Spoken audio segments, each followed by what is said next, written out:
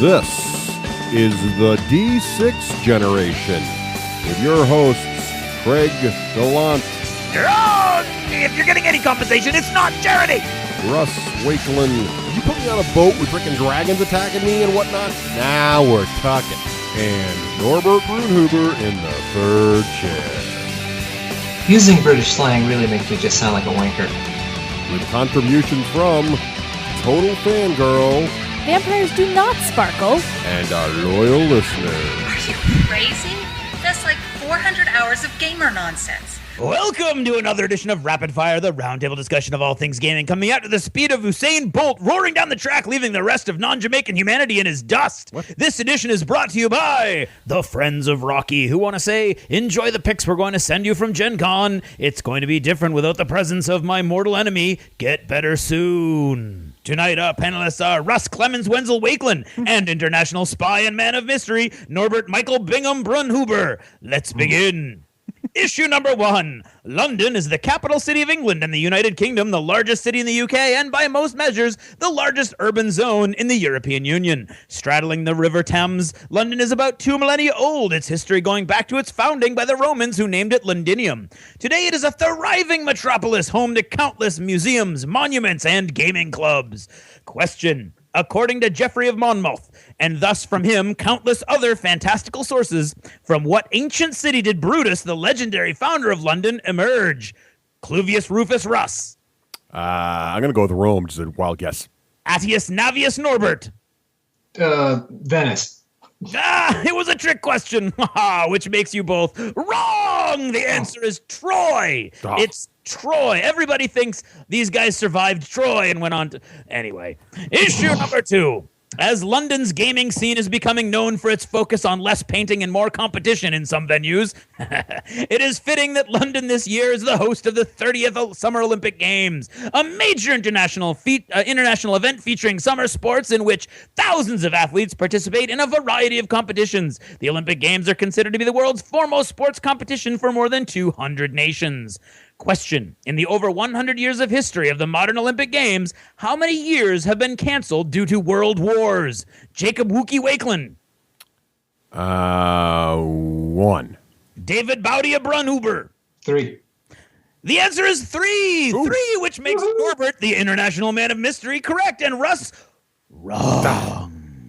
The only 3 years the Olympics were canceled, actually, 1916 for World War I, of course, and 1941 and 44 for World War II, a confluence of gaming, history, and the Olympics. Clearly just too much to ask of Wakeland. Too much. Wow. Too sad. Issue number 3, possibly the most anticipated expansion of the Warmachine Hordes world since the games began, the Colossi. The big giant robots, referred to in the earliest fiction of the world, have made a big splash around the world. With enormous and beautifully detailed models stomping around the Iron Kingdom battlefield, balance was only a slight concern for those eager to drive them into action, and proved for the most part well handled.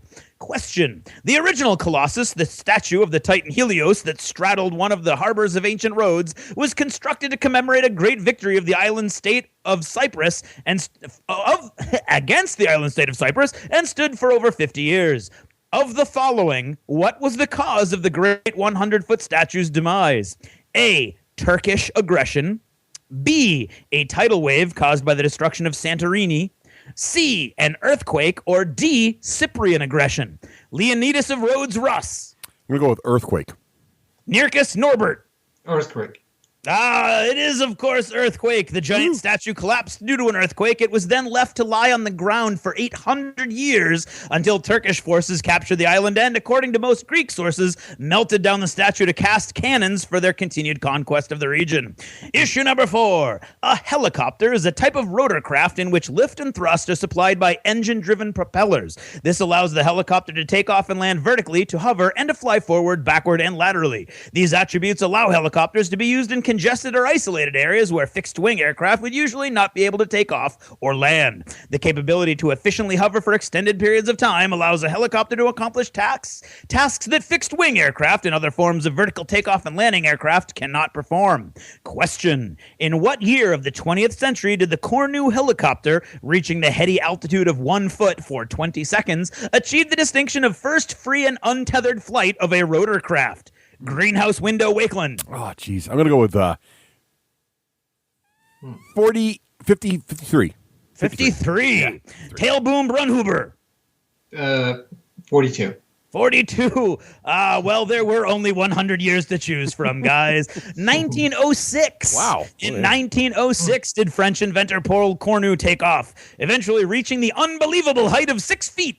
His design was sadly discontinued for lack of stability. That's all we've got for now. Thanks for listening and good night. This episode of the D6 Generation is brought to you by GameSalute.com. Check out gaming news or find out what the new hotness is on Springboard. GameSalute.com. And by Battle Foam, protecting your army so you don't have to. And the War Store, bringing the war to your door since 1999, and that is for a decade or more. And by Audible. Try the service, get a free book, and support the show. All by visiting audibletrial.com/D6G. And by Geek Nation Tours. Rise up and join the Geek Nation, touring the world at geeknationtours.com. And Wargame Soldiers and Strategy magazine, making historical wargaming less scary and more fun. Hello! Hello! Hello. Hey, and welcome to episode 109 of the D6 Generation. That's a solid number. It is. I'm Russ Wakeland. I'm Craig Gallant. And this is Norbert Brunhuber. Norbert, welcome back to the show. Now, you'd have to listen to the show for a long time to remember our friend Norbert. Back and you're gonna be in trouble. Hey la, because Norbert's back. Now, you've done that 2 shows in a row, Craig, so just want to... Did I really? Yeah, you did that with Yak Face also. I did it for John? You did.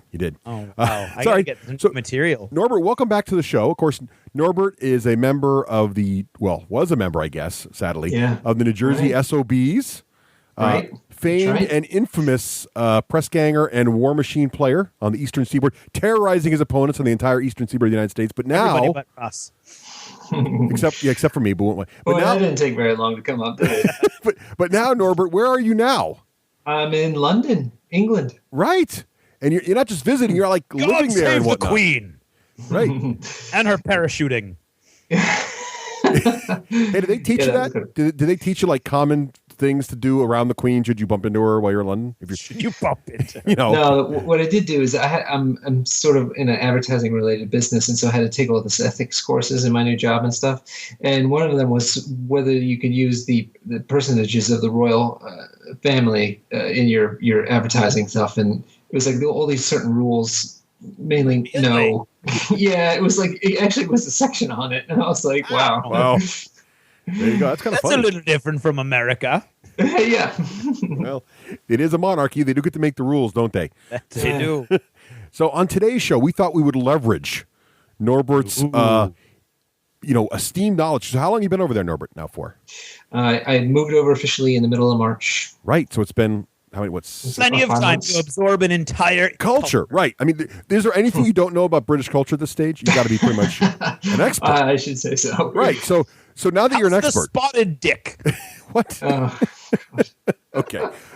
Say it. I'm getting better at making tea. I can tell you that. That's good. Yeah, they don't seem to mind it when I make it anymore. Oh, good. Now, isn't there a particular order involving the water and the tea to do it right over there? Yeah, well, these days now, everything is done quick. So they all have just tea bags, and they use electric teapots to boil the water with and stuff like that. So they make you make the tea because you're like the colonial whipping boy? Is that what's going on? No, it's really quite nice, actually. In our, at least in our office anyway, anybody gets up to make some tea, they always ask around, and so then a bunch of people ask for tea. So it's kind of like a thing. You make it for other people, and I make it for you occasionally. That kind of thing. That's very nice. Yeah, very British. Right. Well, that's wonderful. So that's the kind of thing. That's the kind of insight we want to get from Norbert here. So later in this very episode, we're going to talk to Norbert in detail, really, about the differences in gaming culture and what it was like to transition from playing miniature games here in the U.S. to now finding gaming groups and playing games over there in the UK. Right. Mm-hmm. So that's pretty exciting. So can't wait to get that. And then also Norbert being such an expert on Warmachine, we have a couple. We were trying to figure out how to do some supplements for these miniature war games because they come out all the time. We thought, wouldn't it be great, instead of doing a big giant review of one supplement, because they're not, not huge, we could do a couple supplements in one segment. So we thought we'd do Colossals. So Norbert's going to talk to us about the Colossals book. I also have it, and we can talk about that. Then Craig has dove in. I have dove in. Why not butcher the Queen's English while we're at it? Seriously. Right. Into which book there, Craig? That would be the campaign book Zverograd. Right. On the Dust supplement that just came out. Dust Warfare, right? Dust Warfare. Sorry, Warfare. Right. Blah, blah, blah. We're not playing on that grid. This is the miniature, so we're going to talk about that. And that was in helicopters.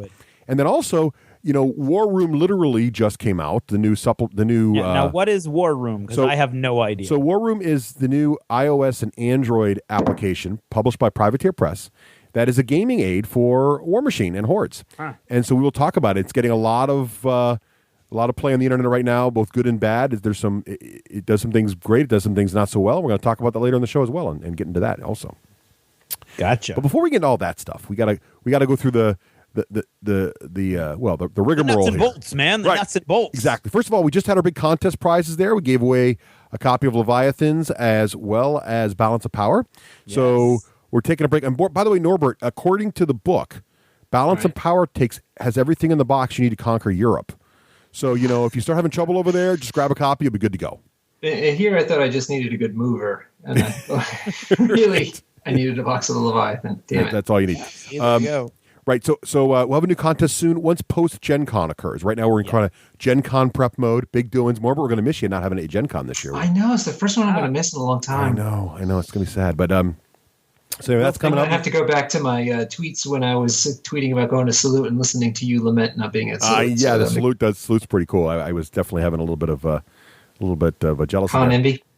Exactly. Con envy, very nice. So speaking of con envy, of course, Gen Con is right around the corner. In fact, by the time you're hearing this, you may actually be on the plane heading down. That's right. Listening to the episode, this maybe episode's going live as people are heading towards Indianapolis. So of course, we got our big event on Friday. So you're listening to this. If you have tickets, we hope to see you there. If you don't have tickets, it is sold out, but we hope you can make it.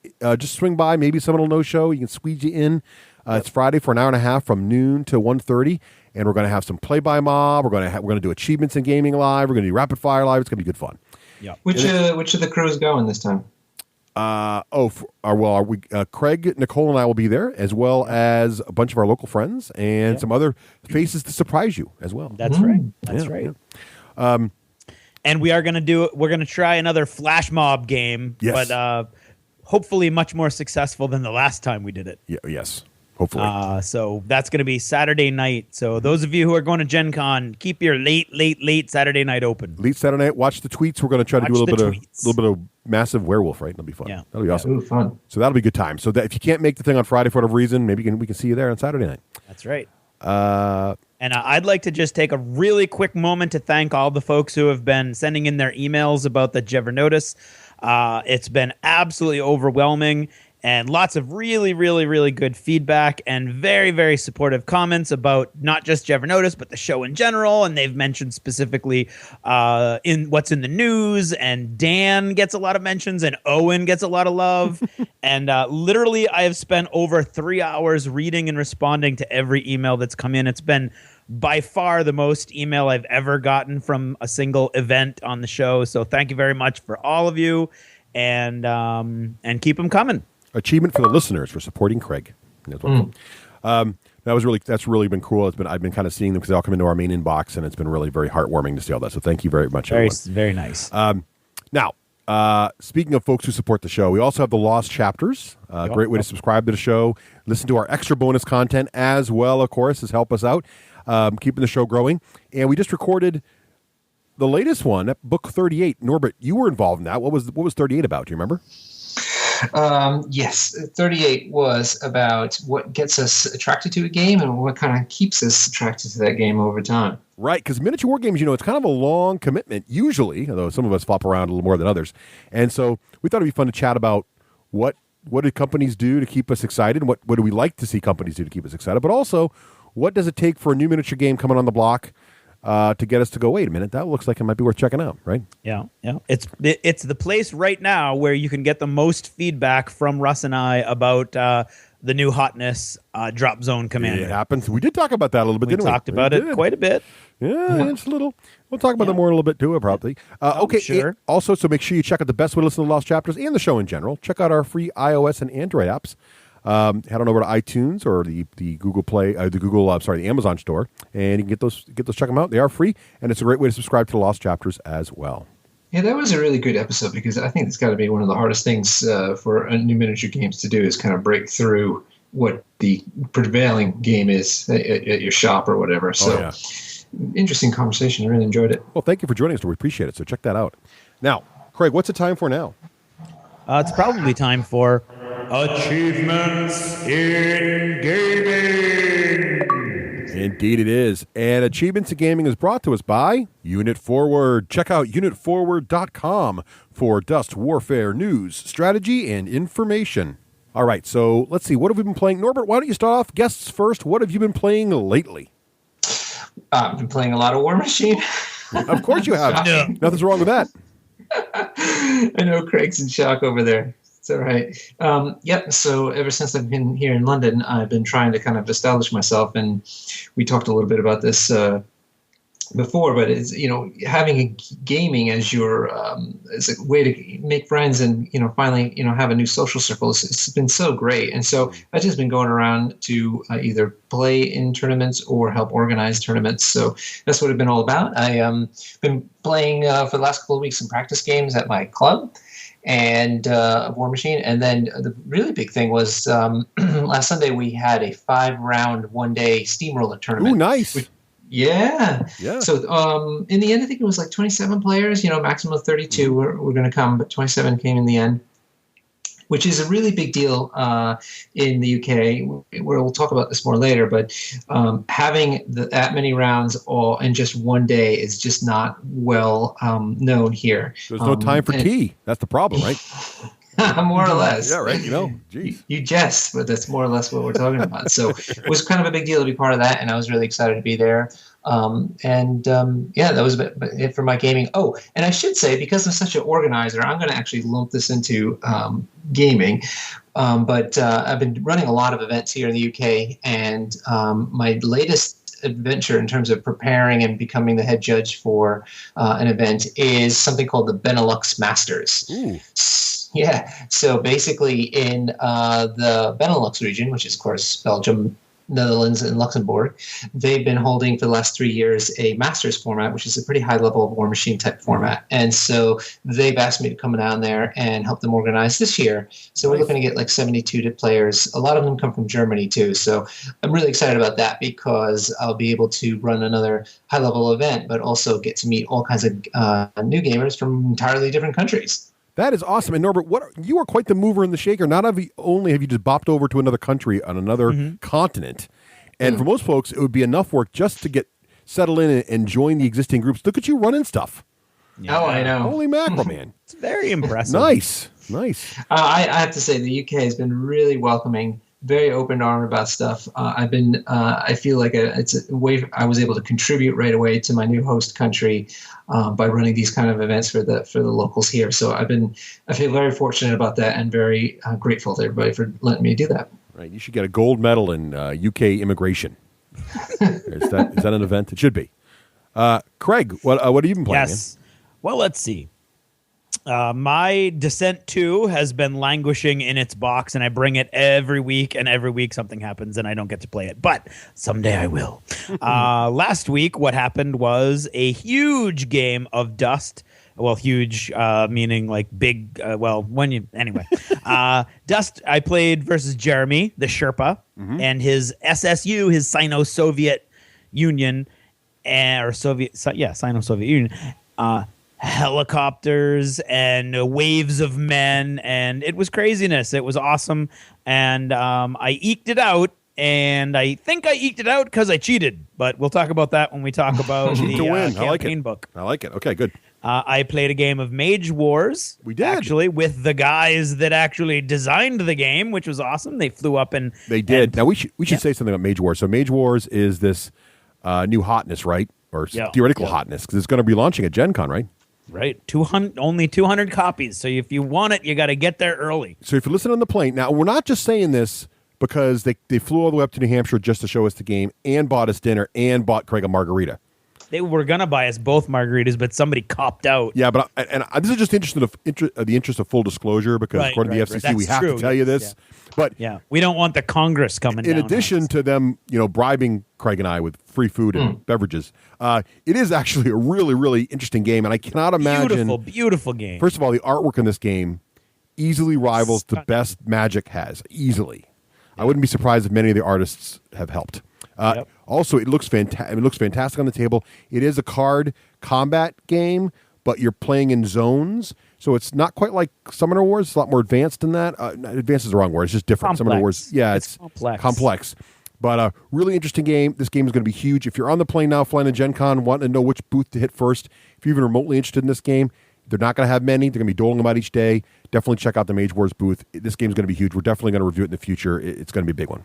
Keep an eye. Oh, I can't wait to hear that. I've been following their tweets quite a bit, because when I caught wind of it being like a non-collectible version of Magic with that same kind of a vibe to it, I really piqued my interest, because I had liked the whole idea behind Magic, but I just couldn't get into the collectible. Well, what I like about it is how you actually. What I think it is I think it's what Magic could have been without the collectible element.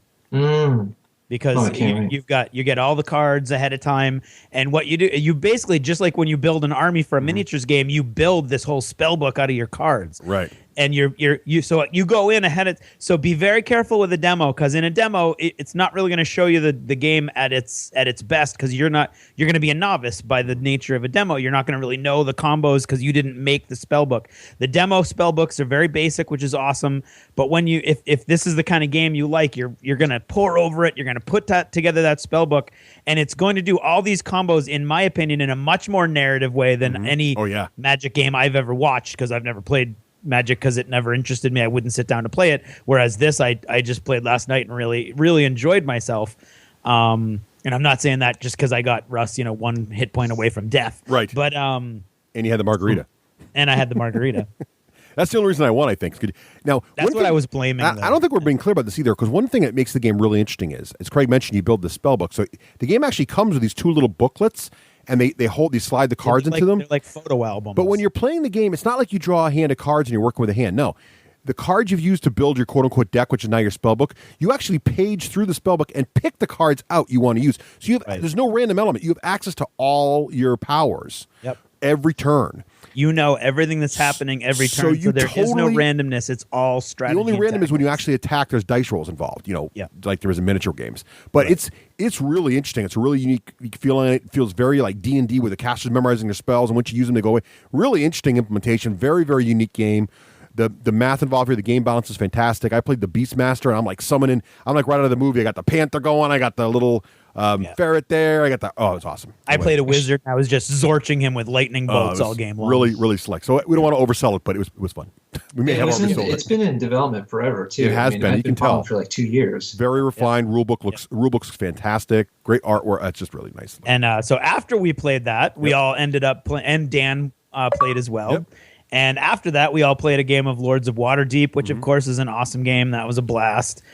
And over the course of the night, our local friend Shifty actually got his enormous, God only knows how much money he spent, huge delivery of Drop Zone Commander. He did. He was doing demos of Drop Zone Commander all night long over on the side. And we didn't get a chance to play because we were playing with the Mage Wars guys. But I watched some stuff. I looked at the models. The models are beautiful, up close and personal.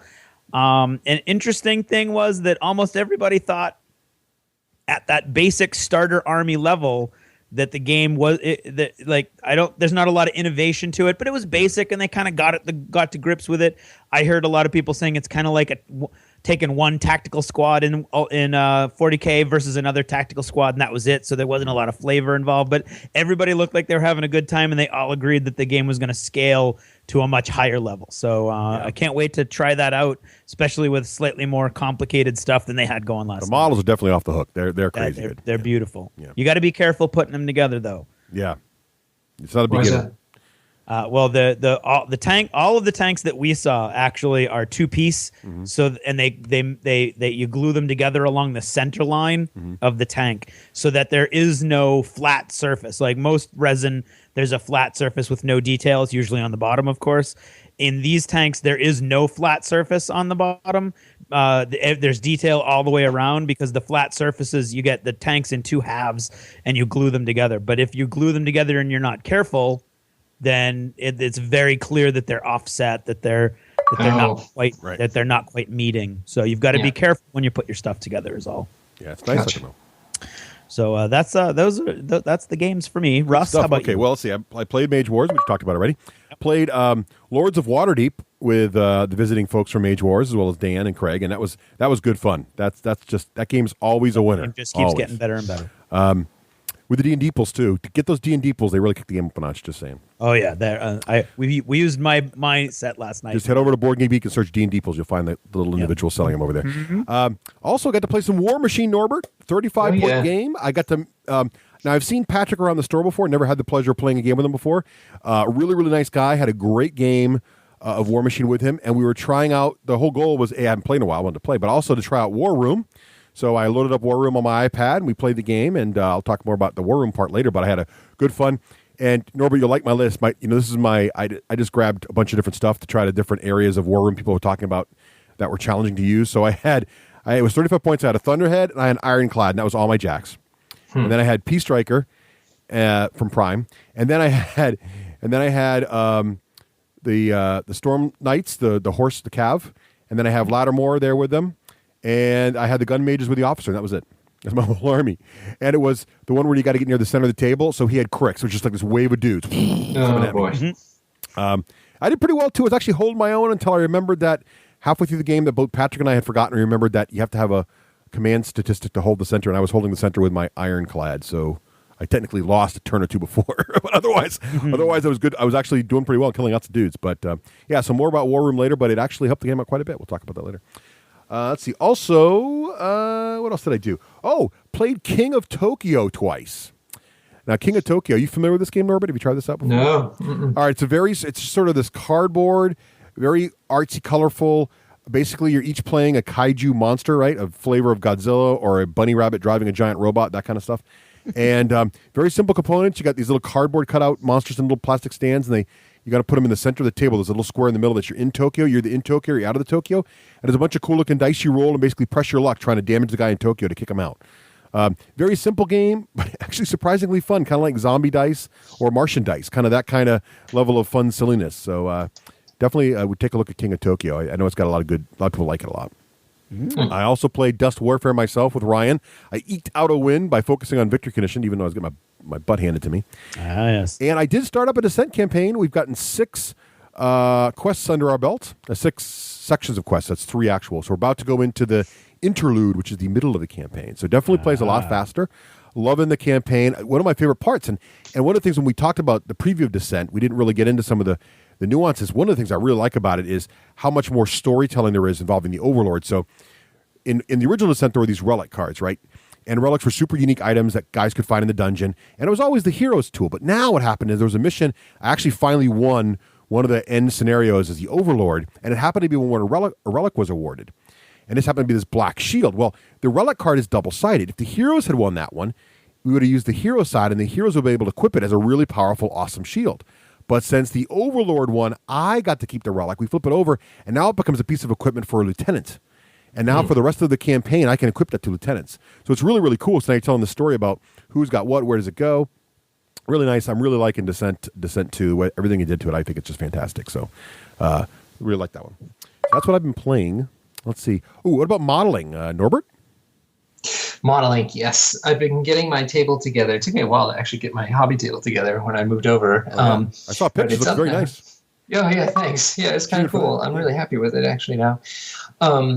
So yes, I've been actually getting some stuff done. So I have been painting all my Horde. I play Circle now for the most part, and I've been trying to paint all these models up myself. So I had a base-coated Tharn Chieftain model, and so I was so rusty from having painted in so many months. I decided to let me try to just like work on the shading up with this guy. So I finished him up first. It's kind of like a half job. I got that done. And then I've been working on a couple of my war beasts. I have a World Warden and Megalith that I'm kind of doing in parallel. I like to work in parallel with models that are similar. Yeah, that's a good idea. Yeah, I like that. Yeah, because like while one's dry, you can kind of work on the other one in the same sort of areas. That's kind of how I would do it. And then I have I have some trees that I need to paint up. There's 3 different tree models that I have here. One is Wormwood, which is part of a Warlock, and I've got 2 solos called Gallows Groves that I'm painting up. Cool. Now, have you done a battle engine yet, Norbert? No, I haven't, because big, huh? Listen to this. A good friend of mine from the New Jersey SOBs, Stubbs. Hey, Stubbs. Yeah, Shout out to Stubbs. Know him. He on my last couple of days there, we went out to eat. I think I was at a tournament, and then we went out to eat afterwards. And he said, "Do you want a what did he say? Like a lesson or a gift?" That's what it was. He said, "You want a lesson or a gift?" And because that's like his thing usually when he's trying to do when we're playing tournaments. When somebody wants to do a take back, he's like, do you want a lesson or you want a gift? A gift meaning like you can take it back. I love that line. I gotta remember that. So I said, "Well, look, I want the gift." So it turns out he was going to give me either a circle battle engine in a box. Wow. That was the lesson. But the gift was he had already painted one up, and so he gave me that one. Oh, wow. Can you believe that? Wow. I know. Wow. That was really nice of him. So you've got a fully nice. painted battle engine. Cool. Yeah, I got a fully painted one in foam, no less, and he's an excellent painter. So Yeah, he is. looks Yeah, he is. That's fantastic. fantastic. Nice. Yes, so many people have commented to me on how the gems look on it. It has a lot of gemstones on it, and they really look fantastic. And people see them right away, so it's been awesome. So is your plan then to fly Stubbs over so he'll paint a gargantuan for you? I need another gift, don't I? Right, you do. Yeah, so that'll be my first foray into the big models, which will be the Gargantuan, which should be out not too long from now. Oh, very cool. That's awesome. Yeah. So your circle force is getting pretty potent there, it sounds like. Yeah, I know you follow it along on Facebook when I put in models. I do. There, so, Yeah, it looks great. Yeah, Yeah. Thanks. How about you, Craig? What have you been painting? Well, it's interesting you should ask that. A while ago, my entire Imperial Guard motor pool took a dive. Uh-oh. Now, what kind of dive? The kind of dive where it was in a Coca-Cola tray, which is not the best place to store models anyway because there's all those little holes. Yeah. And I was looking for something on a shelf, and that tray fell from the top shelf all the way to the ground. Ooh, ouch. So we're talking, and that army has been completely customized with all kinds of little bits and pieces glued on it, and everything went everywhere. So I actually sat down this week and I repaired and rebuilt 5 chimeras, a Lehman Russ Demolisher, a Basilisk, and 2 Sentinels. Wow. And the Sentinels were ridiculous because they're all plastic, and so they were all snapped, and it was awful. Yeah. And then I put together and began painting an Imperial Guard mortar squad, so Nice. 3 mortar teams, an Inquisitor, and a bunch of stormtroopers. Because the way the allies work now, the Demon Hunter book, the Grey Knight book, actually is now back to the way it used to be, pretty much. For the first time since the new book came out, where you can actually have Imperial Guard and Stormtroopers come in with the inquisitorial stuff. So that was awesome. Nice. So I will admit that I kind of have the 40K bug again. Nice. So you got to start playing again? Well, the thing is, what happened was I ran a Mighty Empires campaign quite a while ago, back when we were back at that cafe. Between stores, we were actually playing in a function room in a cafe in a restaurant, and that was a lot of fun. And I've been wanting to do that again, and I've actually toyed around with the idea that you could do it pretty much with any miniatures game that you wanted. And the tiles are awesome, the Mighty Empire tiles. And I had this Planetary Empire tiles for 40K laying around with all kinds of war-torn, battle-torn terrain and giant spaceports and all kinds of cool extra stuff like that. And I'd never put it together. I actually bought it 6 years ago for $30, I think it was. And it's got 48 tiles, and it's just been in the box. So all of a sudden, out of the blue, I kind of got this bug, and I primed and painted all 48 tiles. Wow. So now with the 48 tiles from Mighty Empires, I have and a bunch of extra tiles that I have with the Hive. I've got over 100 tiles totally with Hive cities on them and everything else. And so I just put together, this goes with other, but I'll do it now. I kind of updated my Mighty Empires engine that I created, starting off with what GW did, but really going much deeper. And I cleaned it up and I made a bunch of new stuff for the Planetary Empire stuff and 6th edition a little bit. And there's enough, looks like there's enough interest that that our group is going to be able to have at least 6 people that will give it a shot. I don't know after Gen Con, who knows what's going on. Right. But right now it would be cool. But anyway, I have these tiles for any future game. You could easily do it for Dust or anything else. Very cool. That's what I was doing crafting wise. Nice. And what about you, Russ? Let's see. Well, I was so I had this thing for my Descent campaign. I think I mentioned this last episode where I was offering a free XP to any hero who came with a painted figure. Nice. So Randy's in our thing, and Randy's never painted a miniature in his life. He's just a board. He's a board gamer. He's not a miniature war gamer. He's just a board gamer. But I meant purely, not in a drug. Oh, whatever. But he said, "Hey, Russ, would you be?" Or he's asking anybody, would anybody be interested in showing me how to paint? And I said, "Sure. I can get a little early one day, and I'll bring I have my little P3 battle foam case. I'm always looking for an excuse to break it out. So I'll bring it in. So I brought it in, and I sat down, and I said, just prime your models and come on in. And I walked him through all the basics, base coating and inking and dry brushing and all that. And I painted up, alongside him, I painted up a bunch of goblins and the spiders. He painted up his hero. And then that very day, he went over to the counter and bought, he dropped a bunch of money on more paints. And he's been painting like a fiend now. He's cranked out a couple more heroes. Nice. He's cranked out some monsters. He's going like crazy. So he's looking great. Look fantastic. I put some pictures of his work along with some of my stuff and also some of the other members, Brian and some other folks in our group stuff. Uh-huh. And where did you do this lesson, Russ? I did it right at Myriad Games. Oh, that's interesting. Myriad Games. Talk to me about Myriad Games. Well, it's fantastic because they have a great back room there, and you can paint back there. They don't mind it at all. And again, it's all there for MVPs to use, and you could be MVP now as little as free if you want paper membership. As little as $0 right. down. And they have a great open gaming on Tuesdays and Thursdays now. They're open to 11 o'clock both those nights. So it's a great night to come in after work, hang out, get some games in, chat with some friends, meet some new people, get some new games. Myriad Games is a fantastic store, and they're sponsoring our show on behalf of professional gaming stores everywhere. Yeah. Even those in England, right? And now you can do the paper MVP, which is great. But if you've got higher level MVP where you're pledging basically to spend $10 a month or more, you get these really cool rewards and these really cool deals. And one deal that I'm really excited about is that he did a Descent 2nd edition deal. He did. Where you got if you paid ahead of time, you got Descent the 2nd edition, and you got the kit, the compatibility kit, and you got the first 3 lieutenants, all that came out, and you got $10 off the $30 box for the compatibility kit, and you got all 3 of the lieutenants, which each cost $10 for just $5. Yeah, it was a great deal. Which is awesome, and it's cool because it didn't all come out at once. So last week I got an email, hey, your Descent came in, and then this week I got an email, hey, your compatibility kit just came in, and I'm just looking forward to my lieutenant kit. Mm-hmm. And there's one deal that I wish I had taken advantage of, and that was if you paid ahead of time, you would get the Star Wars, the fighter game from FFG, and all of the first wave of expansions for some crazy deal, and I didn't do it, and now I'm looking at how much I'm going to spend at Gen Con, and I'm going to be definitely worth checking out. Definitely worth checking out. So what about other things we've been doing, other geeky stuff? How about you, Norbert? Mm-hmm. What other geeky stuff have you been doing?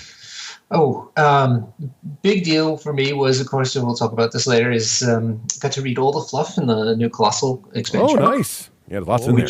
Yeah, always nice to read some new fluff, but this one, and we'll talk about this one actually had quite a bit of fluff in it compared to past books, which is really special because we don't have novels yet, like the GW universe does. So It's actually one way to get fiction, really.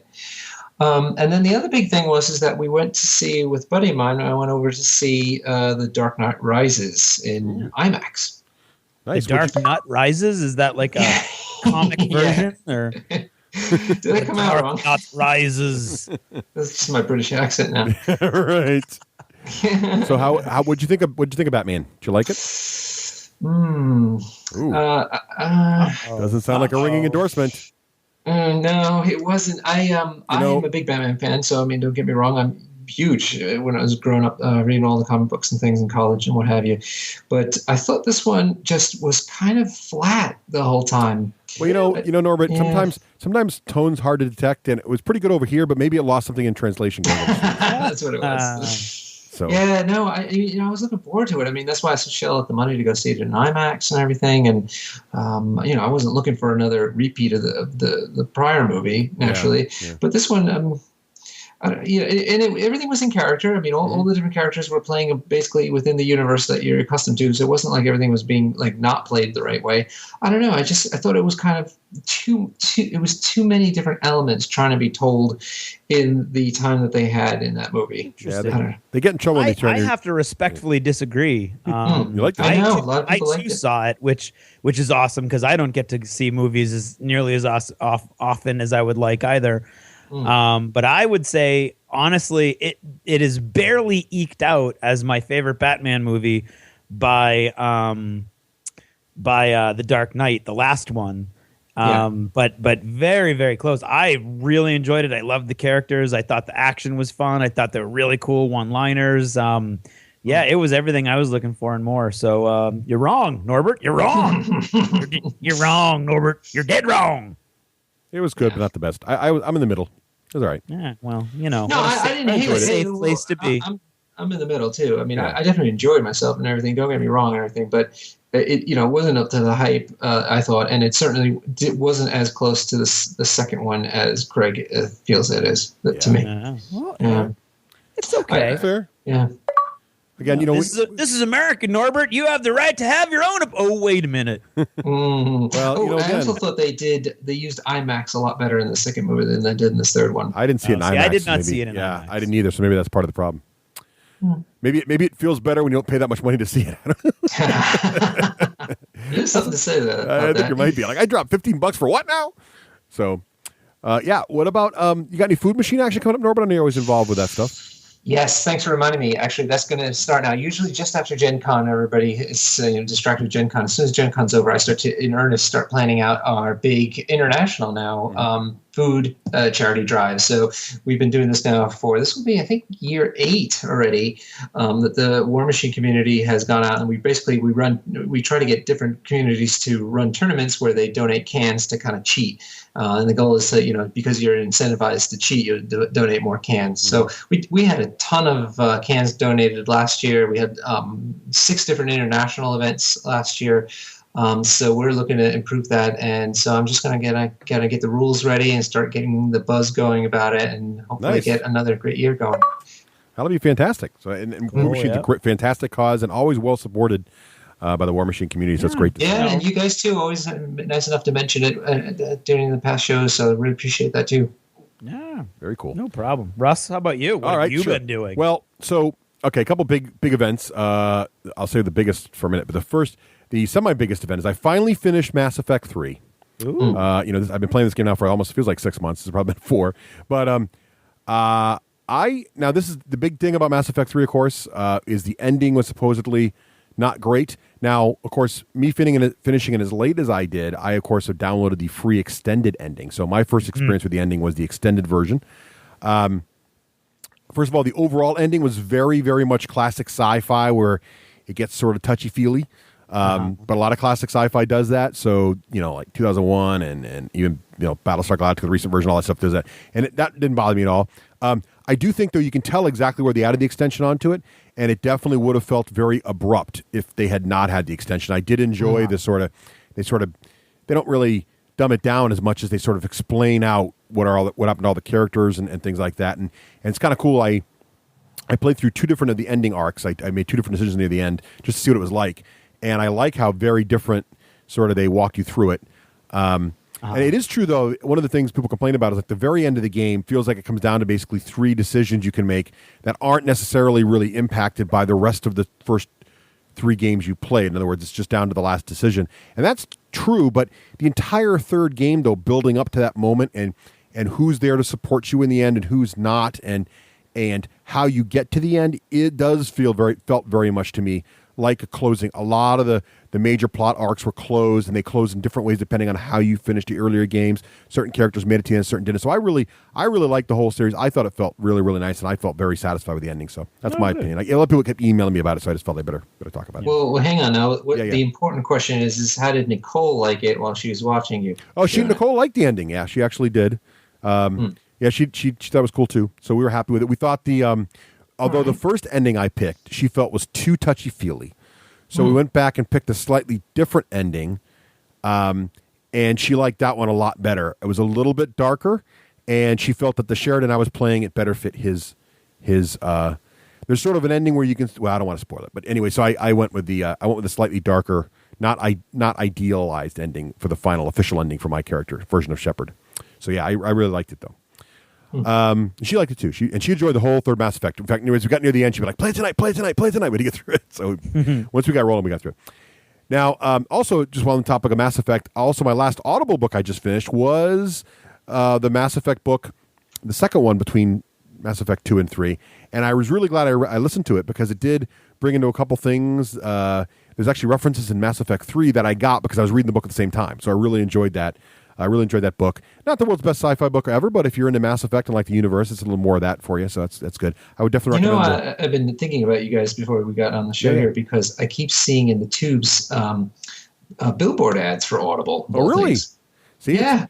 International excellence. And Audible is fantastic. Now, Norbert, have you tried Audible yourself? No, I keep listening to too many darn podcasts.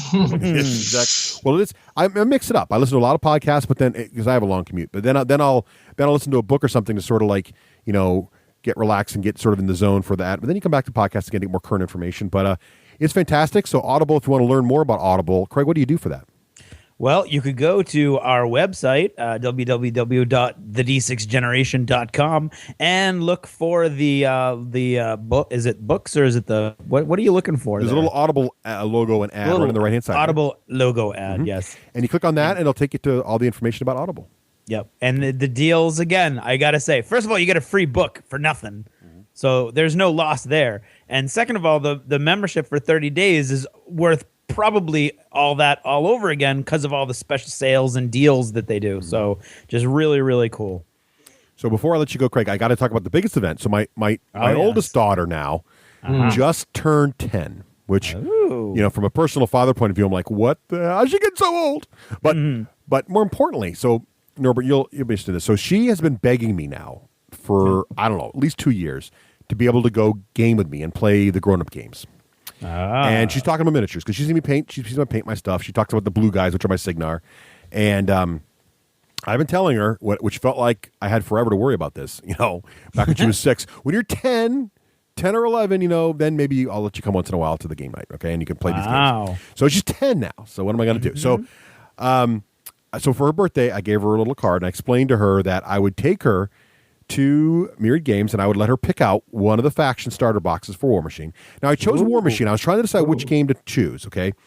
And she's my daughter, and so I was looking at the female role models, and I was thinking to myself in my head, because I was looking at Malifaux and everything, so I'm thinking to myself, if my daughter ever grows up to cosplay a character that I recommended to her, it better be Major Haley before it's Lady Justice. Just saying. Yeah. So I kind of chose Warmachine because I think the rules. Other parents who are thinking about this might want to, agree or disagree with me, but I think the rules are fairly straightforward for Warmachine if you use a low model count.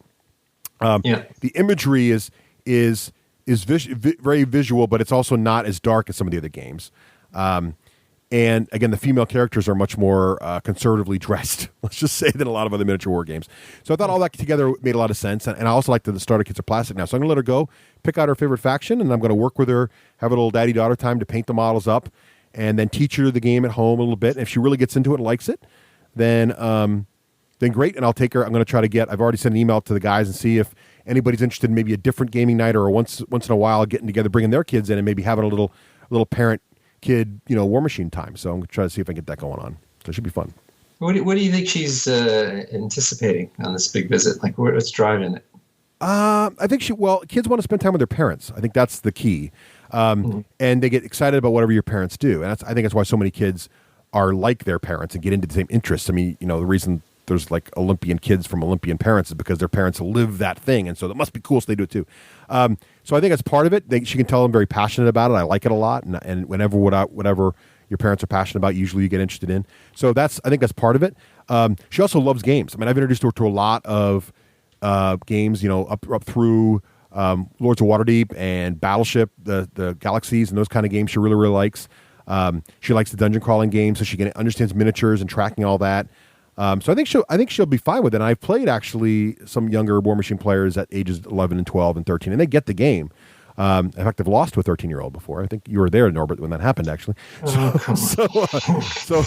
yeah. So I mean, it happened. I mean, they can. I think they can handle the game. So I think it's going to be interesting to see. And and it's also a great excuse to get together and do this stuff. So hopefully, we'll see how she goes. But again, it was $45 for a starter set. So if she does it and she doesn't like it, I've spent more money on worse toys for her. So we'll see. Yeah. That's a good way to point it. We'll see how that goes, right?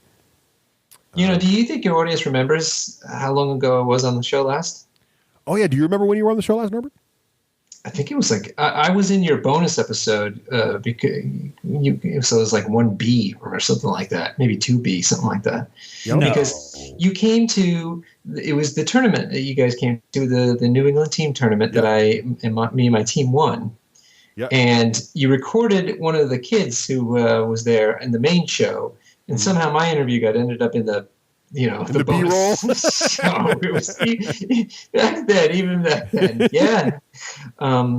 So yeah, I mean, I think that was like 1 or 2. It was quite old. It was pretty long. It was pretty long ago. Wow, I don't know if it was 1 or 2, because I don't know that. No, well, no, you were last. Actually, Norbert, you were last on that. Maybe when you were first on the show, but you were last on in episode 43. Okay. We had you on the show to talk about your charity efforts, to talk about Food Machine, actually. Oh, that's right. Yes, I remember that. So, yeah. but you may have first been on even before then. I haven't. Oh, there it is. Episode 27 was you were also on episode 27. For what now? Was it also Food Machine? Also, yep. It was Food Machine, though. Yeah, See, your name doesn't appear in any earlier one, so maybe we didn't even mention you except for this. That guy who Russ beat at the tournament may have been mentioned. No. Which is more likely than the alternative, because it never ever happened the other way around. But the 13-year-old got me though, Norbert. So indirectly, he's beating you because he's beating me. I won that tournament, so I don't know what you're talking about. That's the one you're conveniently forgetting, and the one that no wonder it got buried into the bonus episode. Look. They tell you they say that history belongs to the victor, but actually it belongs to the media. Just saying. Right. All right, that's enough about me. So, how about you, Craig? What have you been doing for other stuff? Me? Oh, well, I saw Dark Knight Rising. Also, we already talked about that. Interesting. After reading Abraham Lincoln Vampire Slayer, I was extremely intrigued. And I went back and I started reading Team of Rivals, which is the #1 real biography of Abraham Lincoln. Oh, nice. By Doris Kearns Goodwin. And so I'm reading some nonfiction, which is not often for me. And I'm enjoying it. Although, because it revolves around his cabinet and 3 other guys that all basically matured and came to political prominence at the same time as him, and the 4 of them all ran against each other for the nomination when he was elected, there's a lot of stuff that I'm like, okay, I don't really care about these guys. But yeah, I'm really enjoying it. So this is the second time that fiction has bumped me into a nonfiction. Look at that. The last time I ended up reading 1776 about the American Revolution, and I really enjoyed that too. So I finished Leviathan Wakes, which we already talked about. Listening to that with Audible, and wow, that was a good ending, huh? Oh, yeah, wasn't it? Oh man, that's a great book. Really satisfying ending. Very excited. I got super excited when I realized that Caliban's War, which is book 2 of the series, was out, and then completely devastated to find out that the audiobook is not available yet. Not yet, but I have Audible on the hook to email me as soon as it comes out. Awesome. You'll have to let me know. Yeah. Yep. Because I'm super excited. We'll about mention that. on the show too. That was a Russ recommendation, and boy, did it strike home. That was awesome. Jericho recommended to me. Fantastic. Okay, so there you go. Yep. Credit him. Let's see. I listened to Dominion. Have you listened to that yet? The free short story that they gave all. I have not. I got it, but I haven't listened to it yet. Yeah. Wasn't a big fan. It's a short story, obviously. It's a hook to try to get you into a new series, and it really didn't do it for me. The reading was very dramatic. But it was okay, and it was free, so it was well worth the You get money. what you pay for. Right? Exactly. And I am now listening to David Drake, the guy who wrote Hammers, Slammers. Oh, yeah. He wrote an entire series of space opera, and I'm reading the first one called With the Lightnings, and about 10 words into it, I was like, oh my God, I've already read this. Oh, yeah? Oh, no. Which is really annoying when you've That's just, spent one of your credits on an audiobook, but I'm enjoying it, so that's good. And then, so locally, Gordon, a local guy from around here, and every now and then you hear his Adler Hobbies ads, is setting up this viewing of a movie called Iron Sky. Yeah, cheesy, but good. Super, super cheesy. Nazis on the dark side of the moon. Nazi movies. Nazis on the dark side of the moon. You can't go wrong with that, people. You can't. Which is very exciting. And this whole thing that's called, Tug. what is it called? It's called Tug. Tug.com. Tug.com. It's like Kickstarter for movies is the way Russ put it. It's really cool. Yeah. So it's basically you get them involved, and you have to have people pledge the ticket money to go see the movie. And once you have met the threshold where it's worth it for them to send the copy to the theater and have the theater set up for an evening to watch it, then you get basically like a private viewing. It's not private. Anybody can go, but it's a very, a small group that's required to do this. Mm-hmm. And so, so we're very excited. I think it needs 39 people still. It's right. August 30th. At 7:30 in Hooksett, New Hampshire. So if you're in the area, you are one of our local listeners, and a bunch of those have come out of the woodwork recently since the Did You Ever Notice thing also. Guys, check your calendars, and I just tonight secured the babysitting that I'll need to go watch it, even though it's a school night, which is shocking because it's August. So I'm very excited to go out with my friends and see this ridiculously cheesy Nazis in space movie. And Nicole and I are going to, and if you want to know more about it, if you go to tug.com/events/1236, that is this particular event. It tells you, and again, you just pledge the 2 tickets you're going to buy, and you put your credit card in, but they don't charge you unless they hit the critical mass to show the movie, and then you are charged the amount, and you get the tickets, and you go and see it. It's like pre-purchasing tickets, but you only pay if enough people sign up. So it's really cool. Exactly. It's very much like Kickstarter. Very, very fun. So it's slick. Yeah. Yep. Very cool. So check that out if you're local. Yeah, right. Because we want this to happen. Is that achievements? That is no. I found I found the episode. I'm not going to let you get away with it. Darn it! The main episode was episode 11, so a little further along than I remembered. Yes. And I was in D6G Incoming 2. Oh, the mailbag episodes, right? Yeah. Oh, yeah. Oh, yeah. That's right. Yeah. All right, cool. Yep. Well, thank you. So go listen to that and see if see what Norbert sounded like back in 2008. 2008. That's right. July 2008. Gosh, back when you were an American. Wow. We've been doing this for a while. All right, great. Well, is that achievements now? That is achievement. An achievement for digging that up, Norbert. Nicely done. You looking for news, reviews, and interviews? The D6 generation. It's groovy is as groovy does defined, baby. The D6 generation. Born to game. Oh, yeah. Now, you've heard me talk this episode about when I dropped my entire Imperial Guard motor pool on the ground and how it shattered. You know what would have stopped that? Is if it had been in battle foam. That's right, baby. Battle foam is the best way for you to store and transport any of your miniatures game needs. And lately, if you want to look at it, this episode, we're talking about the Colossals. He's got all of them already in pre-cut foam. Right. Now, the thing that would have saved me and the thing that I'm going to have to start thinking about is when you're you've got all your custom foam and it's awesome. Everything's all set up. Where do you store it in between? You can't have a bag for every game for every army, right? Right. Well, what he does now is he's got what's called stacker boxes and the stacker rack. Right. And what those are cardboard boxes where you put your foam when it's not in your battle foam bag, and you store it. And it's like a big, huge filing cabinet full of miniatures. I can't think of anything cooler. Nice. You know, it might be cooler. So they've expanded their bag line now. So they have the classic battle foam bags, which have got the hard inserts on the side, so they're tough, and you can't really break them down.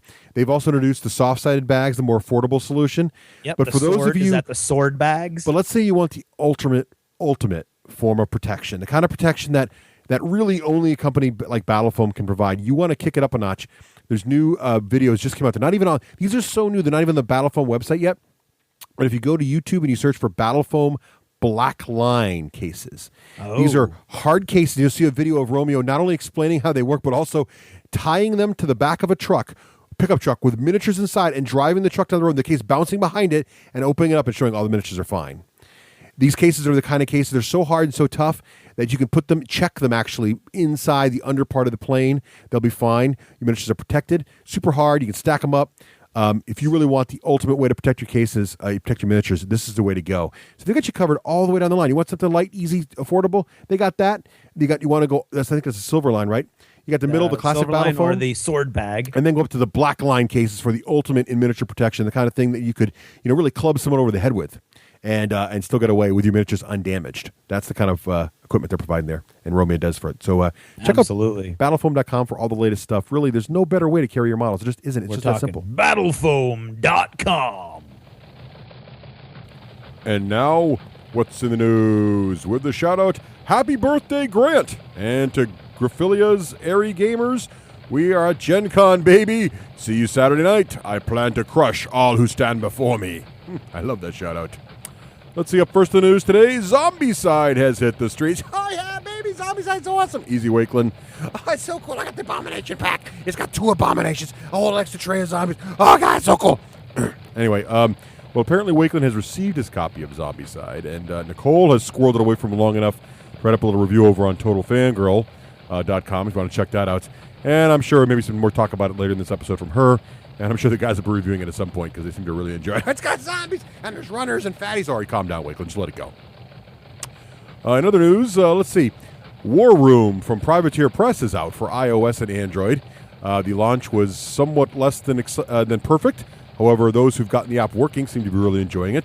And there's more discussion about it later in this very episode. And while we're on the subject of Privateer Press, Privateers released the nature of their Gen Con pre-releases and early releases, and this might be interesting for A, those who are going to Gen Con, but also B, those who are curious what will be out soon. So let's see here from Privateer Press. What are we looking at here? Oh, they'll be releasing the Crixian Epic Warcaster Asphyxius, as well as the Hellbringer, the Gatorman Witch Doctor, the Scorn Cyclops Brute, the plastic version, and Legion Naga Night Lurker will also be there. These are all August new releases, but they'll be available at Gen Con. Also, some pre-releases will be available at Gen Con, which means they're probably not too far away, including the Crix Kraken Colossal, very nasty-looking thing, the Signar Avenger Centurion Hammersmith Heavy Kit, the Trollblood Mountain Gargantuan, that's pretty huge, and the Kador Demolisher Devastator Spriggan Heavy Kit, the Circle of Orbos World Wrath Gargantuan, and the Retribution, Hyperion Colossal. Ooh, look at all that cool stuff. And finally, the Mercenary Warcaster General Osurium. There'll also be some other con exclusives as well. So if you're a Privateer Press fan, lots of new hotness, either at Gen Con or right around the corner. Now, let's say you're not a miniature wargamer. Well, not to worry. There's lots of board gaming news. First, from Fantasy Flight Games, we've got, of course, the rules are up on their website now for both Netrunner and, of course, X-Wing. 2 hot games there. If you want to check out those work, head on over to fantasyflight.com. Also, in the Euro side of things, the rules for Archipelago have come out. Now, Christopher Bollinger, who has designed other famous games such as Dungeon Twister and Earth Reborn, has designed this new game, which apparently is releasing in Essen. It looks to be quite the epic Euro, but the big thing about this is it's semi-cooperative with a trader mechanic. The game looks massive with an amazing amount of components. Taking place in the age of discovery and ships of sail, players are commissioned explorers by the great nations with their goals to discover riches and establish colonies. And according to the box back, it says here, you hold in your hands the first semi-cooperative game involving exploration, development, optimization, negotiations, and diplomacy, and treachery for 2 to 5 players, featuring adjustable game length where no 2 games ever feel the same. So if you're interested in that, check out Archipelago. Well, I'll just spell this all out for you. It's ARCHIPELAGO.LUDICALLY.com. So hopefully you got all that. We'll put it in the show notes. Looks pretty cool. Let's see. Oh, this is kind of interesting. So in board games going bigger than board games news, GigaOM, which is actually quite a famous tech blog website, interviewed the CEO of Days of Wonder. What's the tech angle interviewing the CEO of Days of Wonder? Well, it's been big news that Zynga's not doing very well in the tech industry anymore. They're no longer the tech industry's darling. However, iOS board games from companies like Days of Wonder are doing incredibly well. And so GigaOM interviewed the CEO of Days of Wonder to find out what it's been like to do all that stuff. So check out gigaom.com for more information on the Days of Wonder CEO interview. Very, very interesting. And that's what's in the news.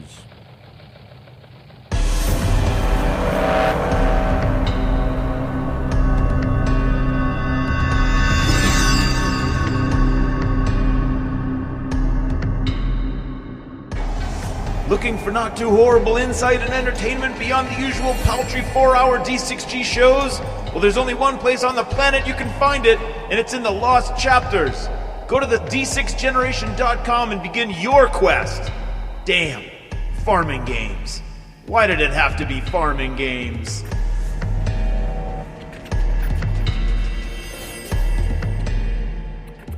Hi, welcome back. And we thought, there's lots of talk over the years of what the gaming scene is like here in America, and everybody knows like we've got these great stores and then there are clubs and there's all kinds of places to game, and then you hear about gaming in the UK and all kinds of cool stuff like what goes on over there where everybody's like got halls and things like that, but we've never actually looked at it closely and tried to bring the two together so that British guys can get a really good idea. Well, you actually get a really good idea of what it's like over here for us, but we don't really know what it's like for you. So what we thought was we could talk to a British guy.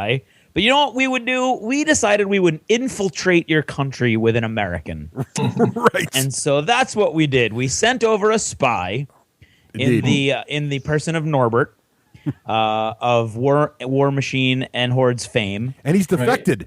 And he's defected. Damn it, you turned him. And so what we thought was we would do a segment that would compare and contrast the gaming scene here in the U.S. versus in the U.K. and see what the similarities, what the differences are from the American or Yankee perspective. Right. Right. First of all, Norbert, how has it been since? How long has it been since you moved to the UK? It's almost 5 months now. 5 months. Clearly, more than enough time to assimilate an entire culture. Right. Well, yeah, at least setting the groundwork for it, right? Yeah, absolutely. And I had a really insightful question that I was going to ask you, and now I can't think of what it was. Well, here. How are things going? Where in England are you? There you go. So folks who are actually in England or familiar with it know where you're coming from. Sure. So I'm living in London now, so I'm in pretty much central London. So that's vaguely familiar to some people. Yes, I should hope so. It's kind of in the south, and but I have been at least once up into the northern part of the country, or I should say the middle part of the country, and I've been out to Wales as well. Oh, very nice. Owen will appreciate that. Yeah, Owen. I didn't see him there though. He wasn't. Isn't he on a billboard? Isn't there a billboard on the way into Cardiff saying "Welcome to Wales"? I'm Owen. I just assumed. No, it didn't say that at all. I did see the Brains Brewery when I was out there, which was kind of fun. Oh, well. Did you know that they have a brewery called Brains? Oh, nice. Well, like the Is it for like organ? zombies? It's just called Brains. I don't know, but that's a good question. Is they ready for the zombie apocalypse there? I should go over there and ask them next time I'm there. I'll be there at the end of September. There you go. That is interesting. So Norbert, maybe we should clarify a little bit because you've been on the show before, but I know not everyone has listened to that particular episode. Sure. So when you were here in the States, you were obviously, or maybe not so obviously, very, very active in organized gaming. Can you give sort of the briefest overview of how your style of gaming over here and what you were involved with and how you guys did it? Oh, sure. So you mean just by the miniatures gaming or? Miniatures. Let's start with miniatures for the moment and then we'll work our way around. Okay, sure. So I was miniatures gaming started when as a historical war gamer, right? Particularly Ancients. I like Ancients quite a bit, and a little bit of World War II. So I did that for like 10 years. But then around 2007 or so, some friends, I was getting a little tired of it, and some friends were talking about this new game that they were trying to figure out. And I got involved in an email list of it, and it was kept getting more and more interesting as I was just reading about it. So I said, "Oh, let me go take a demo of this. Let me see what this is all about." And it turns out what it was Warmachine. So the first demo I had there just kind of completely like I had an epiphany. It was just like everything I was looking for in a game. So I started picking it up, and within like got pretty competitive, playing competitively. And then after that, like 2.5 years, 3 years into it, became a press ganger, which is an organized play volunteer for a privateer press to kind of help promote the game. And so then I started organizing a lot more tournaments at my store, and also organizing or helping to organize conventions around the country. And you were very involved in a lot of charity events too, like the food drive events and all that kind of stuff, right? Yeah. Food Machine is something that is basically we try to promote. We ask communities around the country, or now around the world, actually, to run an event, and it's trying to entice people to donate money. For like every dollar or every can they donate, they get to cheat a little bit in the game. So it's kind of an incentive to get them to donate. And so that's been a really successful thing that's been running. I took it over for some guys in St. Louis, and we've been running it now, and it's going to be its 8th year now in the fall. Nice. So it's fair to say that you were pretty entrenched in the American or U.S. way of gaming. That is, you had a club of friends who played regularly. You generally were focused on one miniature war game, and you had tournaments, and you played in stores, I assume, right? Yes, right. Yep. Yeah. Home store, which we religiously played in. Right. So you were there regularly, once a week or whatever, getting your games in. There'd be monthly or every other month tournaments and all that good stuff, right? Exactly. Right. So that's sort of the American gaming scene, right? So when you picked up and decided it was time to move over across the pond, as we say, right? What were your expectations? What were you kind of going into? Were you expecting the gaming scene to be the same? Did you think it was going to be different? What were you kind of expecting as you went across over there? Well, from the historical wargaming, I actually knew a little bit about the scene there because a lot of the Ancients guys were here. And so I knew that they had fewer shows, like conventions. They call them shows, though. And but I wasn't quite sure like what happened actually at them or whatnot. And I didn't know much more than that. I did know that they played Hordes and Warmachine. I mean, I knew that because I met some of the guys who came over to Gen Con and things like that. But really, didn't have a full appreciation of what's going on here. I also had some preconceived notions about, GW being very big here because it is kind of where the company's headquartered, and it's been here for a long time, so I expected that to be like really big. Okay. So you get off the plane and you get down there and you get your whole, your normal life organized, which took like a day and a half, right? And that was all set. Yeah, it went pretty quickly, actually. As an aside, what was the biggest, culture shock over there? Actually starting to live there for a while. Was there a culture shock outside of gaming, or was it pretty much, hey, they just drive on the wrong side of the road, otherwise it's normal? It's a little unfair from most people's perspective, I guess, because my family's German, and so I used to visit here quite a bit. And then I had some international accounts when I was for my job, so I traveled quite a bit around Europe. So we kind of had a basic idea of just how the European lifestyle is, and kind of what was driving our move was to live it actually from day to day instead of just being on vacation, so to speak, to see how much we really did like it. So I wasn't too terribly. I guess what the biggest thing was, when we first moved in, was setting up, like, if you order internet, through your cable company or something like that, maybe it takes a day. Especially if you already have a cable already in there, maybe it takes like a day for them to switch it on when you phone them up and say you want it. Right. Here, you phone them up and say you want it, and the cable's already strung, from the previous tenant. Everything's fine, and they're like, "Okay, great, all set." And then you wait for 2 weeks before they turn it on. Huh? That's interesting. Really, in downtown London? Are you pretty much in downtown London? Yeah, wow. Yeah, downtown London. Everything's wired. That is surprising. I don't know what it is. They have to now they do have to kind of share. There's a state. I guess we have the same thing too, where the phone companies owns the line and everything. Right. So maybe they got to negotiate between the two companies to figure it out. But seriously, I don't know how long that possibly take. When you just basically should be able to flip a switch essentially and get it. But it takes 2 weeks just for them to just turn it on. It's crazy. Okay, That was pretty bad. Well, if any of our listeners know why that is, send emails to Norbert. Yes, please. That'd be great. Curious. But I mean, everyone warned me about it too. It's like a known thing. Huh, that's interesting.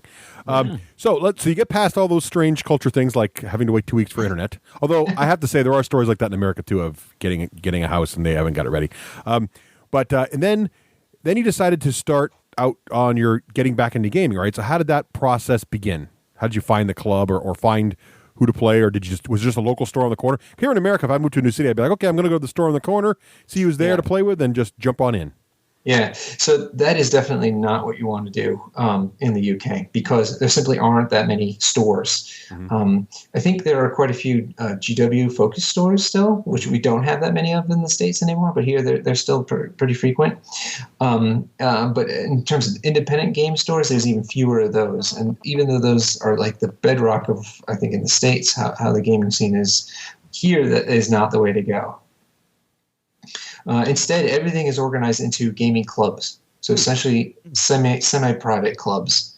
I'm saying semi-private because, they're private. I mean, they're basically gamers who get together and try to organize a place to play at. But it's semi-private in that it's not like it's exclusive or anything like that, or you have to go through some sort of initiation process. For the most part, it's just a matter of, getting to know the people and then asking to be a member and usually pay some sort of dues. Okay, that makes sense. So, how did you get into a gaming club? How did you first? I mean, how do you reach out? Because even though it's semi-private, right, that's still sort of challenging, especially for some gamers out there who might be a little bit introverted. How do you kind of reach out and say, okay, do you walk down the street and go, hey, "Excuse me, do you play 40K?" I mean, how do you do that? Well, I was lucky because I'm so involved in Warmachine Hordes still that the company runs a pretty active website, and so I would go there and talk to some of the locals. I mean, you basically need to try to talk to the locals. Even better if you could find a press gang or another company volunteer type person whose job it is to kind of try to welcome new people and ask them what's available, because that's what I ended up doing. I knew some guys who were playing Warmachine over here, and so I arranged a Skype call at one point, and I was like, okay, so help me understand what's available to me, what resources are available to me. And so they would tell me okay, so these are the different clubs in the area, and this is when they meet, and here's a website so you can go to visit and see if it's the kind of thing that you're suited for. And so that means you got to figure out where the location is. You have to figure out when they play, so if that's convenient for you, where they play, so if that's convenient for you.